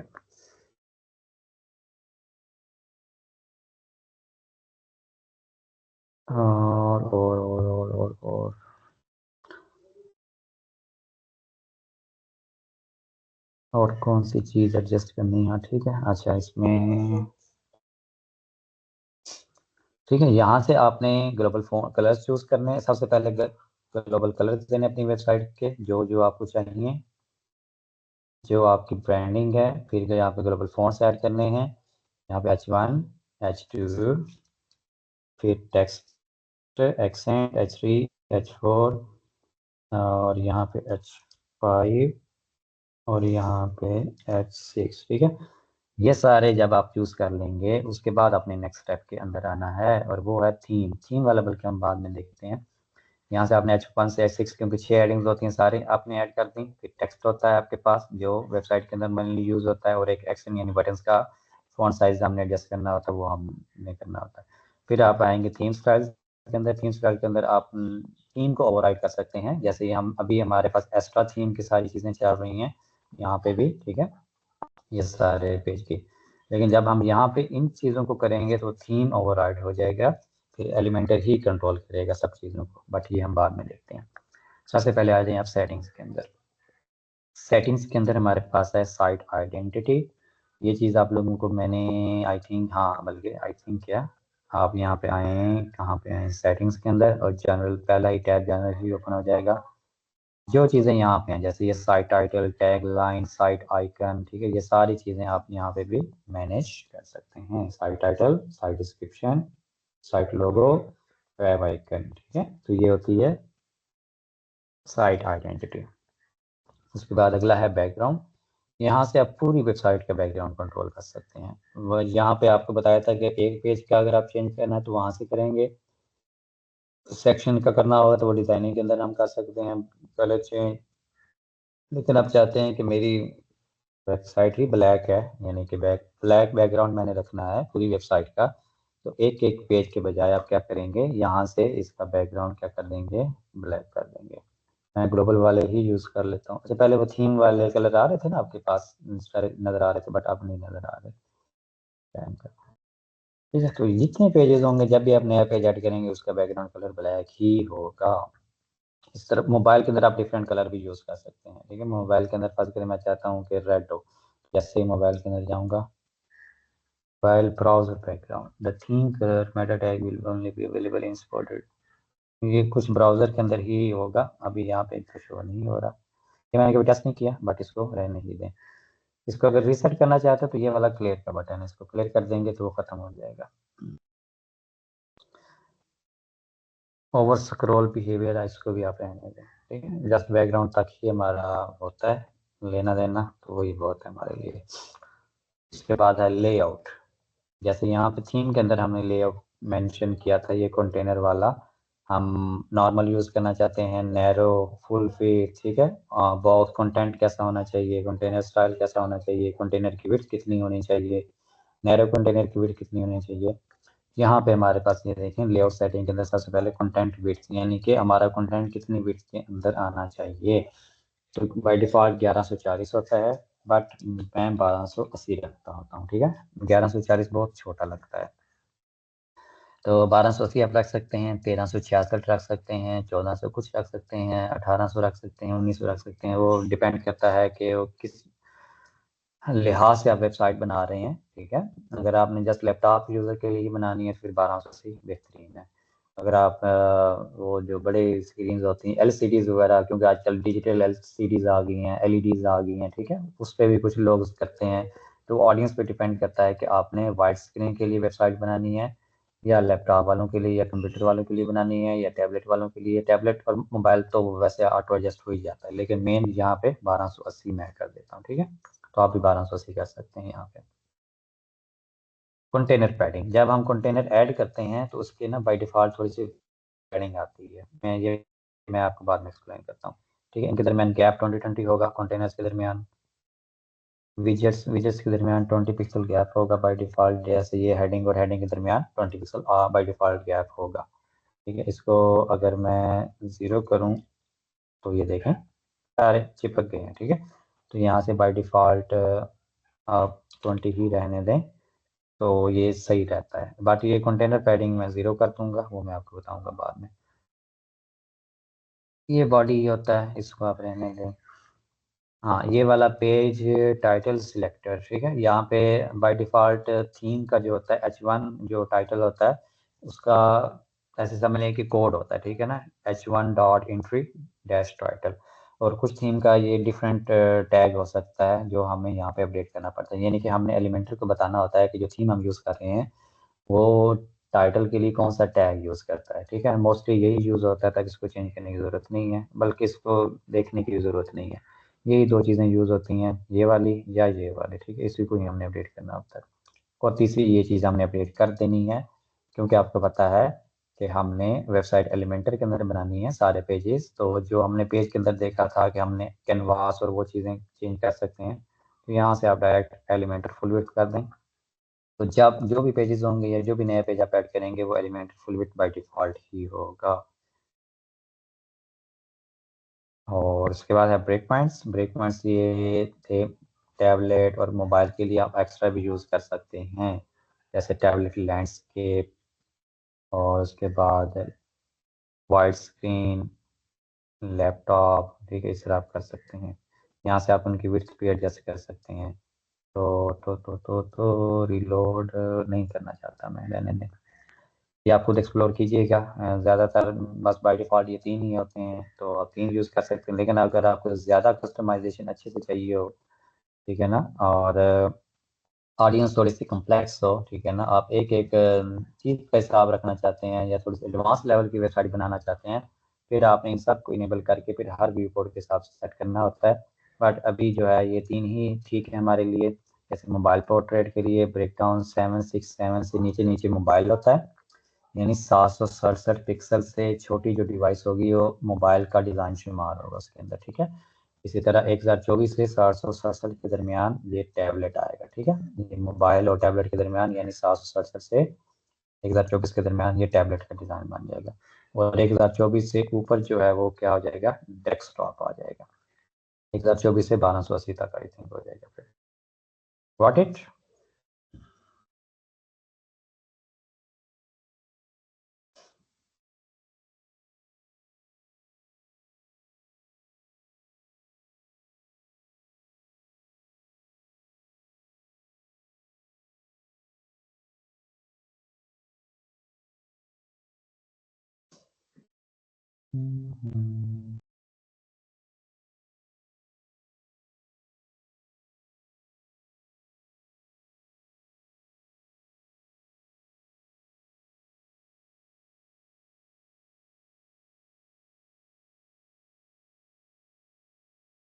अभी हेडिंग सारी इक्वल क्यों आ रही हैं? इसकी क्या वजह हो सकती है? इसकी वजह ये हो सकती है क्योंकि अभी इसके स्टाइल सही तरीके से लोड नहीं हो रहा है। अभी इसको दोबारा रिफ्रेश करेंगे तो ये सेट हो जाएगी।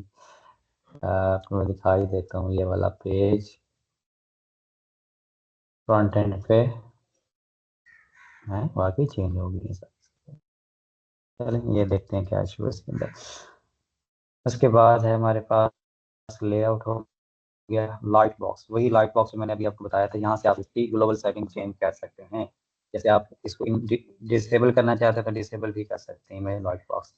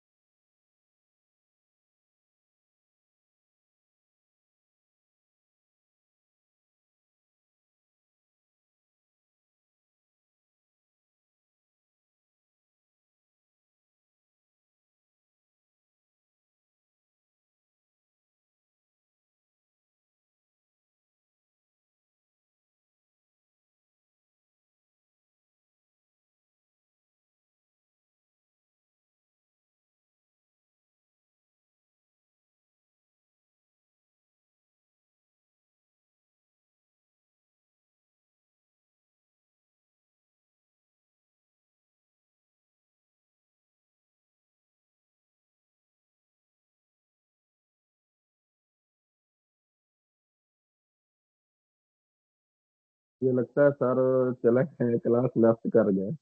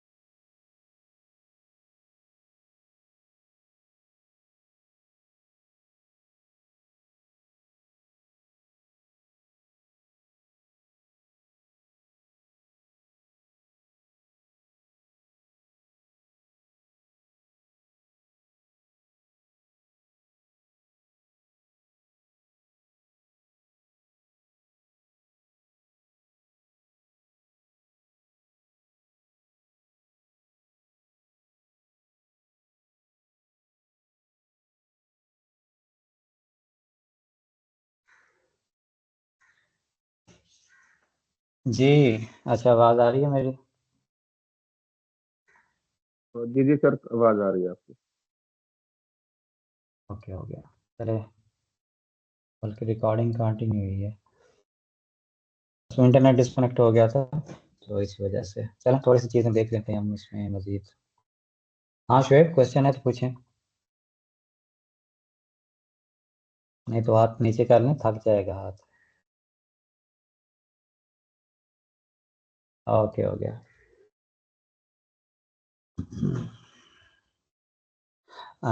स्क्रीन शेयर हो रही है ना? नहीं हो रही। नहीं सर, अभी नहीं है, अब आ गई।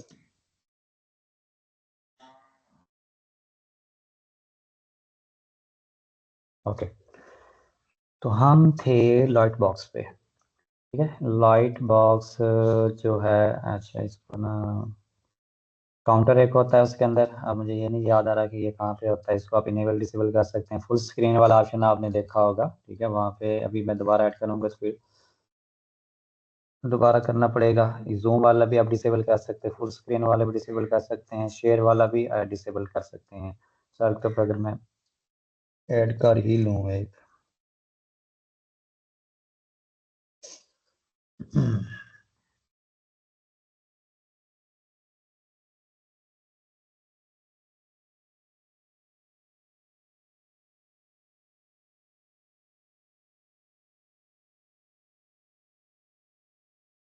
और इसके अलावा इसके टाइटल को भी डिसेबल कर सकते हैं, डिस्क्रिप्शन को भी डिसेबल कर सकते हैं, बैकग्राउंड कलर चेंज कर सकते हैं, यूआई कलर, ये सारी चीज़ें हम मैनेज कर सकते हैं जो वहाँ पे डिज़ाइन शो हो रहा था, ठीक है। ग्लोबल्स के अंदर आके आप ये सारी चीज़ें अपडेट कर सकते हैं।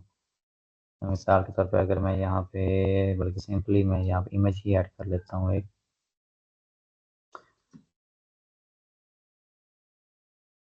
मीडिया फाइल, और लाइट बॉक्स वैसे यस ही होता है, ठीक है। यहाँ पे अगर मैं, वो मैंने डिसेबल किया वो भी ऑप्शन।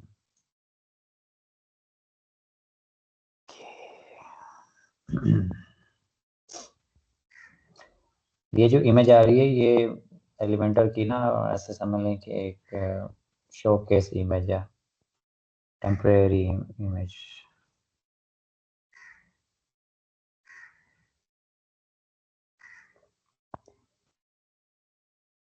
अब फर्स्ट आप जहाँ पे क्लिक करते हैं, ये देखें, ये वाला फुल वाला है ना, फुल विड्थ वाला, जूम वाला, शेयर वाला, ठीक है। और यहाँ पे नीचे वो उसके वो टाइटल और डिस्क्रिप्शन शो हो रही थी, तो ये सारी चीज़ें हम यहाँ पे मैनेज कर सकते हैं। Counter, full screen, zoom, share, ये शेयर अगर आप डिसेबल करना चाहें तो कर सकते हैं।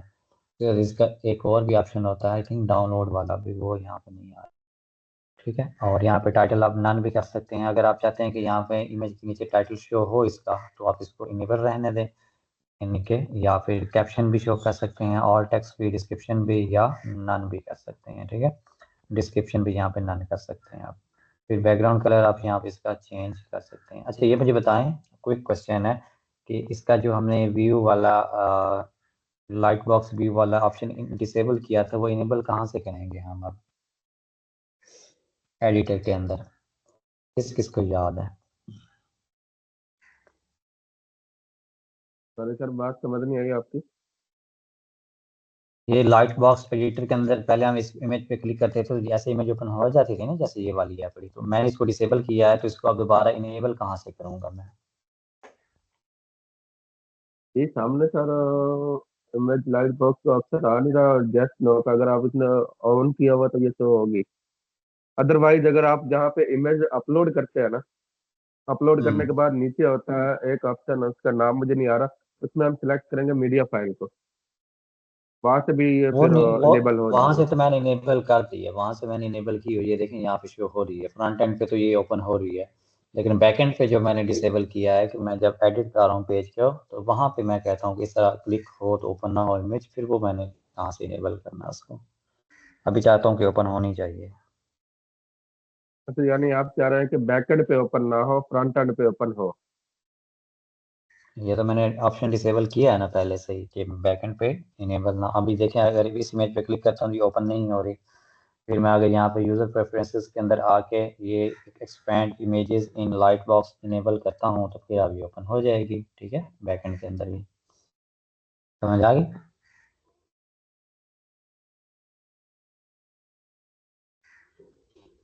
यहाँ पे एलिमेंटर के आइकन के ऊपर मैंने प्रेफरेंसेस के अंदर इस ऑप्शन को डिसेबल किया था कि जब एडिटर के अंदर मैं हूँ, तो ये वाली इस तरह इमेज लाइट बॉक्स के अंदर ओपन नहीं होनी चाहिए, ठीक है। लेकिन अब जो है ये मैंने इसको इनेबल कर दिया। अब अगर लाइट बॉक्स की सेटिंग अगर मैं देखता हूँ तो ये काउंटर जो है वो काउंटर काउंटर कौन सा हो सकता है, ठीक है। फुल स्क्रीन का ऑप्शन जो है अगर मैं यहाँ पे डिसेबल करता हूँ, जूम का, शेयर का, ठीक है, तो ये सारे डिसेबल हो जाएंगे। अभी तो नहीं शो हो रहे। और उसके साथ अगर मैं देखूँ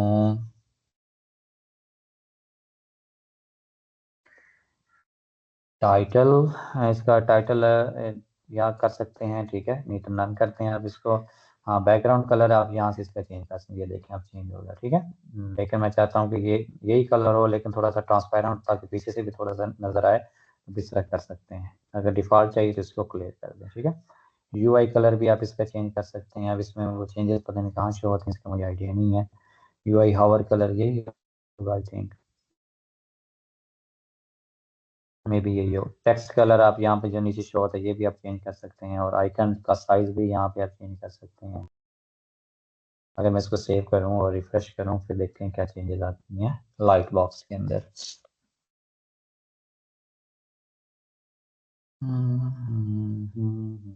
हो गया रिफ्रेश? नहीं हुआ? अब हुआ है, ठीक है। ये देखें सारे ऑप्शन डिसेबल हो गए हैं, और डिसेबल किया है मैंने फुल स्क्रीन, जूम और शेयर, ठीक है। इसको इनेबल कर दें, बाकी डिफ़ॉल्ट ही रहने देते हैं जैसे है, बड़ा बेहतरीन है। कभी कभार फ्यूचर में करना पड़ जाता है तो वो आप कर सकते हैं, ठीक है। और इसको भी आप कैंसिल कर दें। ये हो गया लाइट। और इसके बाद है पेज ट्रांजिशंस, ये भी पेज के अंदर है, फ्यूचर में देख लेंगे हम। पेज ट्रांजिशन के बाद कस्टम सीएसएस अगर आप ग्लोबली ऐड करना चाहते हैं, यानी कि सारी वेबसाइट के ऊपर शो हो, यहाँ पे आप क्या कह सकते हैं, यूज़ कर सकते हैं। एडिशनल सेटिंग के अंदर अगर आप जाएंगे तो वो बैकएंड पे ही आप आ जाएंगे एलिमेंटर की सेटिंग्स के अंदर, यहाँ पे, ठीक है। तो ये पे ये वाले एडिशनल सेटिंग का ऑप्शन है, ठीक है। तो ये थी हमारी वेबसाइट की ग्लोबल सेटिंग्स। और आई होप सो कि यहाँ पे आपको ये सारी चीज़ें क्लियर हो गई होंगी। बाकी जब आप प्रैक्टिस करेंगे इन चीज़ों की, आपने यहाँ पे ग्लोबल कलर्स ऐड करने हैं, ग्लोबल फॉन्ट्स ऐड करने हैं, और हाँ, थीम स्टाइल्स रह गई हैं, ठीक है। थीम स्टाइल्स भी हम कर ही लेते हैं अभी। टाइपोग्राफी के अंदर हम आए, ठीक है। टाइपोग्राफी के अंदर ये है कि सबसे पहले वो एक हमें दे रहा है नोट, कि अगर आप चाहते हैं कि जितने भी आप यहाँ पे जो भी चीज़ें ऐड करना चाहते हैं, थीम्स, यानी कि थीम को ओवरराइड अगर कंप्लीटली करना चाहते हैं, क्योंकि हम यहाँ पे थीम को ओवरराइड करेंगे, फिर आप वो कह रहा है कि आप एलिमेंटर की सेटिंग के अंदर जाएं और ये दो ऑप्शन इनेबल कर दें, ठीक है। यानी इनको हमने डिसेबल करना है, डिसेबल ग्लोबल फॉन्ट्स करना, और डिसेबल डिफ़ॉल्ट कलर्स और डिफ़ॉल्ट फॉन्ट्स, इन दोनों को डिसेबल करना। जब तक हम इनको डिसेबल नहीं करेंगे, फिर कभी कभार को इश्यूज आ जाते हैं कलर्स के अंदर, फिर वो कंफ्यूज हो जाती है हमारी वेबसाइट भी कि अब मैं एलिमेंटर के कलर्स यूज़ करूँ या फिर थीम के यूज़ करूँ, ठीक है। तो यहाँ से आपने, अगर आप एलिमेंटर को ही सारी चीज़ें कंट्रोल देना चाह रहे हैं, तो आप इसको यहाँ से इन दोनों को डिसेबल करके सेव चेंजेस आपने कर देनी है, ठीक है। यानी कि अब आप क्या करेंगे, ये वाली थीम की ग्लोबल सेटिंग नहीं यूज़ करेंगे। अब आप एलिमेंटर के अंदर अगर आप ग्लोबल सेटिंग जैसे यहाँ पे कलर्स और फॉन्ट ऐड कर देंगे, तो फिर हम यही ही यूज़ करेंगे, ओके। तो इस वजह से हमें इस ऑप्शन को डिसेबल करना होता है। अब बॉडी है, बॉडी के लिए आप टेक्स्ट कलर, जैसे ये हमारे पास ये बॉडी टेक्स्ट कलर है, ठीक है, ये पैराग्राफ है, उसके लिए हम टेक्स्ट कलर हम चूज़ कर लेंगे। एक दफ़ा मैं रिफ्रेश कर लूँ ताकि ग्लोबल कलर्स भी आ जाएं मेरे पास जो हमने ऐड किए हैं। पहले अपने ग्लोबल कलर्स ऐड करने हैं, ग्लोबल फॉन्ट्स सारे ऐड करने हैं, H1 से लेकर H6 तक, टेक्स्ट का भी और एक्सेंट का भी। उसके बाद आपने ये थीम सेटिंग्स करनी है। यहाँ पे कस्टम हम नहीं करेंगे, हम ग्लोबल सेटिंग्स को ही यूज़ करके थीम की सेटिंग्स करेंगे,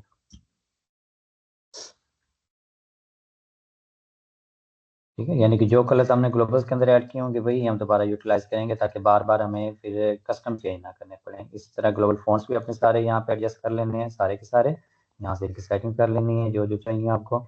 उसके बाद आपने आना है टाइपोग्राफी के अंदर, और टाइपोग्राफी के अंदर आपने, अब देखें वो वाला ऑप्शन ऊपर वाला डिसेबल हो गया, नहीं आ रहा क्योंकि हमने इसको डिसेबल कर दिया। टेक्स्ट कलर हम चाहते हैं, टेक्स्ट कलर इसका कौन सा होना चाहिए, अब ये देखें थीम के कलर्स भी यहाँ पे आ रहे हैं, ये वाले भी वो वाले भी सारे, ठीक है, बट ये आने नहीं चाहिए थे क्योंकि एक्स्ट्रा थीम है ना, एक्स्ट्रा के अपने अलग से कलर्स वो यहाँ पे शो हो रहे हैं। अगर हम हेलो एलिमेंटर यूज़ करते हैं तो फिर ये थीम के कलर्स नहीं आते होते।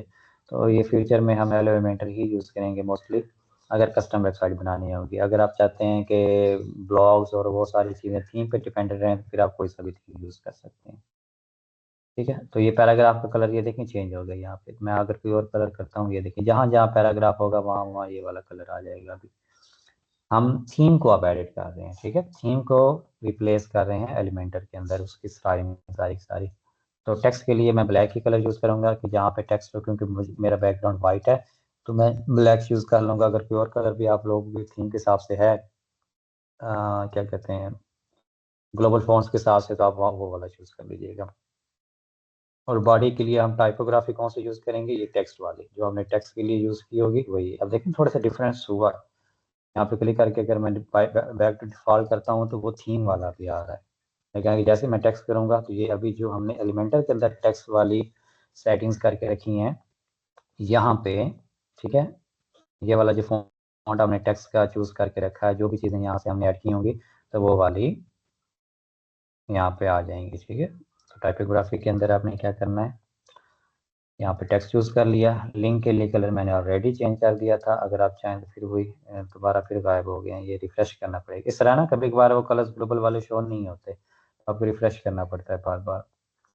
बार बार तो नहीं, लेकिन ये जब ज़्यादातर आप सेव सेव करते हैं तो कभी कभार ये कन्फ्लिक्ट आ जाता है कि वो फिर चीज़ें शो नहीं होती। इस तरह अगर आपके साथ हो तो आपने दोबारा इसको रिफ्रेश करना है, फिर सारे ग्लोबल कलर्स आपके पास आ जाएंगे, ठीक है। सर लिंक की टाइपोग्राफी हमने वही टेक्स्ट ही यूज़ करनी है, यानी कि जो लिंक होगा ये वाला, इसके लिए भी टेक्स्ट यूज़ होगा। आप कस्टम भी चूज़ कर सकते हैं यहाँ से, बट कस्टम इसलिए नहीं कि क्योंकि मैं कहता हूँ ग्लोबल्स के अंदर जो आपने कलर और फ़ॉन्ट यूज़ किए हैं आप वही यूज़ करें तो आपके लिए आसानी रहेगी बहुत ज़्यादा। फिर जो आपने H1 का कलर देना है सबसे पहले वो चूज़ करें, यानी H1 का कलर फर्स्ट करें। मैं चाहता हूँ कि अभी यही कलर चूज़ हो रहा है तो मैं यही कर लेता हूँ मिसाल के तौर पे, ठीक है। लेकिन मैं ब्लैक ही चूज़ करूँगा या कोई डार्क वाला कलर ही चूज़ करूँगा वाइट बैकग्राउंड के हिसाब से। फिर H1 की जो टाइपोग्राफी मैंने वहाँ पे चूज़ की थी, ये फ़ॉन्ट्स के अंदर ये H1 की टाइपोग्राफी, ठीक है। मैं चाहूँगा कि जितने भी H1 आए और उनकी टाइपोग्राफी ये वाली आनी चाहिए। फिर मैं टाइपोग्राफी के अंदर आके ये जो H1 है इसके लिए मैं H1 चूज़ कर दूँगा, अभी वो शो नहीं हो रहा, ठीक है। जब भी कोई बंदा H1 ऐड करेगा तो यही वाला स्टाइल जो जहाँ पे कलर और ये वाला टेक्स्ट हमने ऐड किया होगा ये वाला आ जाएगा उसके, जब भी वो ऐड करेगा एलिमेंट। जब वो H2 ऐड करेगा उसके लिए ये वाले स्टाइल, यहाँ पे हम H2 चूज़ कर देंगे, टाइपोग्राफी के अंदर H3 चूज़ कर देंगे। कलर आपने सेम ही हेडिंग के रखने होते हैं मोस्टली, ब्लैक होंगे तो ब्लैक आप रखते जाइएगा। H4 के लिए H4 की हमने स्टाइलिंग चूज़ कर लेनी है, H5 के लिए H5 की टाइपोग्राफी और H6 के लिए H6 की।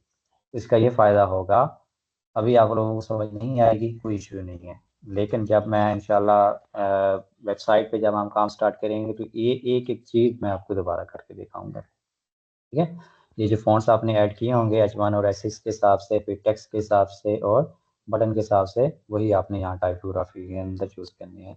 ये थीम की जितनी भी स्टाइलिंग होगी, जितने भी कलर्स होंगे, यानी H1 का जो कलर हमने यहाँ पे चूज़ किया था, आप समझ लें कि टाइपोग्राफी, ठीक है, ये H1 है हमारे पास, ठीक है।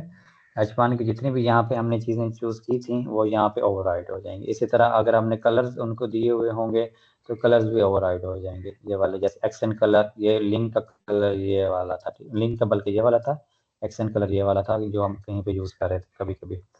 H1 से H6 की हेडिंग कौन सा कलर है, ब्लैक है, तो वहाँ पे भी हम अपने हिसाब से H1 से H6 तक हेडिंग का कलर्स और यहाँ पे फ़ॉन्ट्स भी यहाँ पे चूज़ कर लेंगे, ठीक है। तो ये चीज़ें हमने एलिमेंटर के अंदर दोबारा से अपडेट कर देनी है अगर हम एलिमेंटर को पूरा कंट्रोल देना चाहते हैं। इसी तरह हम ग्लोबल्स के अंदर बटन को भी स्टाइल कर सकते हैं कि जब भी हम बटन ऐड करेंगे तो ये स्टाइलिंग उस पर अप्लाई हो जाएगी, बजाय इसके कि हम बटन एक दफ़ा ऐड करें फिर उसको अलग से स्टाइल करें, फिर दूसरा ऐड करें फिर उसको अलग से स्टाइल करें। एक ही तरह के बटन हमने पास करें मोस्टली यूज़ करने वेबसाइट के अंदर, तो उनका एक ही दफ़ा हम यहाँ पे ग्लोबल्स के अंदर स्टाइल कर लेंगे। ये हम फ्यूचर के अंदर देखेंगे कि बटन को हम कैसे डिज़ाइन करेंगे। फिर इमेजेस का भी होता है कि आप फर्स्ट करें आप इमेजेस के कुछ बॉर्डर रेडियस देना चाहते हैं सारी इमेजेस को कि कॉर्नर उसके राउंड हो तो आप यहाँ से दे सकते हैं। अगर आप बॉर्डर देना चाहते हैं तो बॉर्डर भी दे सकते हैं। नहीं, जो आपकी रिक्वायरमेंट है, अगर आप इमेज की ये रिक्वायरमेंट है इस तरह की और सारी इमेजेस पे चाहते हैं कि आप इस तरह की रिक्वायरमेंट हो, तो आप यहाँ से ग्लोबल्स के अंदर से इमेज को एक ही दफ़ा चेंज करेंगे तो सब ही इमेजेस ऑटोमेटिकली चेंज हो जाएंगी। ओके, इसी तरह अगर आप हावर पे चाहते हैं, हावर पे कुछ डिफरेंट हो तो आप यहाँ से कर सकते हैं। ओपेसिटी को भी आप कम ज़्यादा कर सकते हैं। उसके बाद है हमारे पास फॉर्म फील्ड्स। फॉर्म जब हम ऐड करेंगे पेमेंट के अंदर, ठीक है, तो यहाँ से वो फॉर्म फील्ड भी हम यहाँ से एडजस्ट कर लेंगे। ठीक है, तो ये चीज़ें थी इसके अंदर। आपने बेसिकली अब करना ये है, आपने ग्लोबल फॉन्ट्स ऐड करने हैं जो आपने आपने जो यहाँ पे किए थे वही आप ऐड कर लीजिएगा, आसान हो जाएगा। ठीक है, H1 के लिए आपने यहाँ से फ़ॉन्ट साइज चूज़ किया था ना, और फ़ॉन्ट भी चूज़ किया था, फ़ॉन्ट वेट भी चूज़ किया था, फ़ॉन्ट साइज भी चूज़ किया था, और यहाँ पे आपने ये इनकी लाइन हाइट भी चूज़ की थी। आपने EM के अंदर देनी है 1.2, हेडिंग के लिए 1.2 देंगे हम, और जो पैराग्राफ होता है उसकी थोड़ी सी ज़्यादा देनी पड़ती है। ठीक है, जो टेक्स्ट होगा उसकी हम यहाँ पे देंगे लाइन हाइट EM के अंदर 1.4 या 1.5 कर देंगे। ठीक है, 1.4 कर देते हैं। और एक्सेंट यानी बटन्स के लिए भी 1.2 ही आएगी, और सारी हेडिंग के लिए 1.2 ही हम रखेंगे। ठीक है, बट वो भी फिक्स नहीं है 1.2, लेकिन ये 1.2 अच्छी लगती है, और बाकी आप अपने डिज़ाइन के हिसाब से एडजस्ट कर सकते हैं। फ़ॉन्ट्स की डिफरेंट हो सकती है वहाँ पे। ठीक है, हर फ़ॉन्ट के लिए डिफरेंट कर सकते हैं आप लोग। उसके बाद आपने ग्लोबल कलर्स ऐड करने हैं, जो आपने यहाँ थीम के अंदर ऐड किए थे वही कर लीजिएगा। इसी तरह ग्लोबल फॉन्ट्स आपने ऐड करने हैं, अगर आपने किए थे तो ठीक है, नहीं किए थे फिर आप दोबारा आपने एक दफ़ा प्रैक्टिस लाजमी करनी है यहाँ पे ग्लोबल फॉन्ट्स और ग्लोबल कलर्स। उसके बाद टाइपोग्राफी के अंदर आके आपने यहाँ से जितने भी अच्छे हेडिंग ऐड किए उन सबको यहाँ पे 1 बाई 1 करना है, यानी जो आपने H2 का साइज़ वहाँ पे सिलेक्ट किया है फॉन्ट्स के अंदर, यहाँ पे आपने H2 चूज़ कर देना, फिर यहाँ पे H3, यहाँ पे H4, ठीक है, यहाँ पे शो हो जाएगा, फिर H5 आपने चूज़ कर लेना है। इसी तरह बटन का स्टाइल आप बना लीजिएगा। अभी ये बटन ये वाला इस तरह का है ना, ये थीम का आ रहा है फिर दोबारा से, तो बटन का स्टाइल मैं यहाँ से बना देता हूँ एक। टाइपोग्राफी टेक्स्ट की चूज़ कर लेता हूँ मैं, ठीक है ना। टेक्स्ट कलर मैं ब्लैक कर देता हूँ, बैकग्राउंड कलर मैं ये कर लेता हूँ। ठीक है, तो ये देखिए यहाँ पे जितने बटन आप ऐड करोगे इसी तरह हो जाएंगे। बॉर्डर रेडियस में 0 कर देता हूँ, स्केयर वाला बटन बना रहा हूँ। पैडिंग आप यहाँ से अपने हिसाब से भी एडजस्ट कर सकते हैं, या बाय डिफ़ॉल्ट भी अगर रखना चाहें तो कर सकते हैं। अगर कस्टम रखना चाहते हैं तो टॉप से 15 आ जाएगी, बॉटम से भी 15 आ जाएगी, लेफ्ट से 40 कर देता हूँ, राइट से 40 कर देता हूँ, तो ये तरह थोड़ा सा प्यारा बटन बन गया। बॉर्डर अगर देना चाहें तो बॉर्डर भी यहाँ से आप दे सकते हैं। हावर पे भी इसको एडजस्ट कर लेता हूँ मैं, हावर पे ठीक है। कलर बस बॉर्डर को थोड़ा सा सेट कर देता हूँ मैं, बॉर्डर रेडियस के बजाय, बॉर्डर रेडियस नहीं, बॉर्डर सॉलिड और 2 पिक्सल। ठीक है, इस तरह जो भी बटन हम ऐड करेंगे इस तरह आ जाएंगे, बट आपने यहाँ से इसके साथ खेलना है। ठीक है, इमेजेस को भी आप अपने हिसाब से ये देखें, चेंज करके देखें, कोई इमेज ऐड कर लीजिएगा यहाँ पे, फिर आप ये सारे ऑप्शंस एक्सप्लोर करें, ये वाले एक्सप्लोर करें, ठीक है, ये वाले एक्सप्लोर करें, और अगर बैकएंड पे आपको ये चीज़ें रहती हैं तो इनको एक्सप्लोर करें, और प्रीवियस कोई क्वेश्चन है तो वो भी आप लोग पूछ लीजिएगा नेक्स्ट जो है। ठीक है, फिर हम इंशाल्लाह उसके बाद हम आएंगे, क्योंकि अभी जो है ना, अगर आप यहाँ तक आपको कोई कन्फ्यूजन है तो पूछ लेंगे तो आपके लिए आसान हो जाएगा। नेक्स्ट जो है फिर हमने एलिमेंट्स को देखना है, फिर एलिमेंट्स को हमने एडिट कैसे करना है उनको थोड़ा बहुत देख के फिर हम इंशाल्लाह डायरेक्ट डिज़ाइन पे आते हैं इंशाल्लाह। ठीक हो गया, तो कोई क्वेश्चन है तो वो आप लोग पूछ लें अभी आज की क्लास से रिलेटेड। हाँ सर, मेरा ये एक देखिए हमने, क्वेश्चन है। जी, मैं ये पूछना चाहता था, जो एलिमेंटर में जब आपने पेज का नेम चेंज किया, जैसे कि आपने हम्म गुडनबर्ग में बताया था, सब कुछ बताया था कि हम जब भी नेम चेंज करेंगे, यूआरएल जो हमने एक दफा बना लिया हमने उसको चेंज नहीं करना। हम्म सेम एलिमेंटर में भी यही चीज होगा, आप पेज का नेम चेंज कर रहे हैं उसका यूआरएल वही सेम रहेगा। अब पेज का नेम बहुत डिफरेंट हो गया और यूआरएल बहुत डिफरेंट हो गया, तो इसमें कोई क्या आप रिकमेंड करेंगे? वो हम फ्यूचर में देखेंगे कि हमने अगर फर्स्ट करें पेज करना, पहले नंबर पे तो ऐसा पेज ऐड नहीं करना ना हमने। हमने जब भी कोई पेज ऐड करना है तो यहाँ से पेजेस ऐड करने हैं, यहाँ पे हमारे पास पूरा कंट्रोल होता है, ठीक है ना। आपने ठीक एलिमेंटर हो से गया। पेज ऐड नहीं करना, यानी कि यहाँ पे जैसे ही ऑप्शन आता है ऐड न्यू पेज, यहाँ पे भी ऑप्शन आता है, ठीक है ना। रिसेंट पेजेस भी शो हो रहे हैं आपके पास, एलिमेंटर प्रैक्टिस जो भी हमने ओपन किया हुआ है, कमिंग सोन, लैंडिंग पेज और ये सारी चीज़ें, यानी कि जो जो पेजेस हमने एलिमेंटर के अंदर बनाए हुए हैं वो सारे ये क्या है, टेम्पलेट है और वो दूसरे पेजेस हैं, ठीक है। इनका यहाँ पे भी पता चल रहा होता है, ये थोड़ा सा डिफरेंट इसका कलर है, इसका डिफरेंट है, वो भी पेज लेकिन वो टेम्पलेट वाला पेज है। यहाँ से अगर आप ऐड न्यू पेज करते हैं तो जब मैंने आपको बताया था ना पिछली दफ़ा, जस्ट उसने नाम पूछा था, यूआरएल का तो पूछा ही नहीं था उसने, यानी यूआरएल का कंट्रोल हमारे पास यहाँ पे नहीं होता। तो आपने जब भी कोई पेज ऐड करना है तो यहाँ से पेज ऐड करना आपने, ताकि यूआरएल चेंज करना भी पड़ जाए तो हम डायरेक्टली पब्लिश करने से पहले यहाँ पे चेंज कर लें, फिर उसको पब्लिश कर दें। हाँ, अगर आप चेंज करना पड़ जाए तो कर लीजिएगा कोई, क्योंकि आपकी वेबसाइट लाइव नहीं है, मैं आपको करके दिखाता हूँ अभी। अगर हमने यूआरएल चेंज करना होगा तो फिर हम कैसे करेंगे, क्योंकि आपकी वेबसाइट लाइव नहीं है, इंडेक्स नहीं है और गूगल उसको इंडेक्स नहीं कर रहा। कोई इशू नहीं है, आप कर सकते हैं, लेकिन मैं आपको वो बता रहा हूँ चीज़ें जो आपने फ्यूचर में नहीं करनी। अच्छा, ये वाला पेज था ना। हाँ, इसमें ये वाला ठीक है, क्विक एडिट पे जाएं और आप इसको रिमूव कर दें।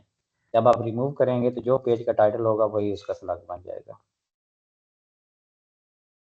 ठीक है। अब देखेंगे तो एलिमेंटर प्रैक्टिस 2 के नाम से आ गया, क्यों? क्योंकि पहले भी एलिमेंटर प्रैक्टिस वाला एक पेज था, ठीक है, इसको मैंने वही नेम दिया था, तो वो एलिमेंटर प्रैक्टिस 2 के नाम से आ गया, ठीक है। तो दो, कभी भी दो पेजेस के सेम यूआरएल नहीं हो सकते, ठीक है। तो ये मैं जस्ट वैसे एज ए डेमोन्स्ट्रेशन था, अब फिर दोबारा वापस क्यों आ गया ये वाला। हाँ, ड्राफ्ट कर दिया शायद इस वजह से, ठीक है। तो ये चीज़ होगी और कुछ। अब देखें, मैंने पेज ऐड किया ना, ऐड न्यू पेज, बल्कि ये नया पेज आ गया जी। इन्होंने कंफ्यूज कर देना बंदे को। तो खुद ही उसने ऐड कर दिया है, खुद से नाम दे दिया है, ठीक है, खुद से ही उसने क्या किया है, यूआरएल भी खुद से बन जाएगा। तो यहाँ से आपने ऐड नहीं करना, अपने पेजेस को यहाँ से ऐड करना है, एडमिन पेजेस से। और कुछ।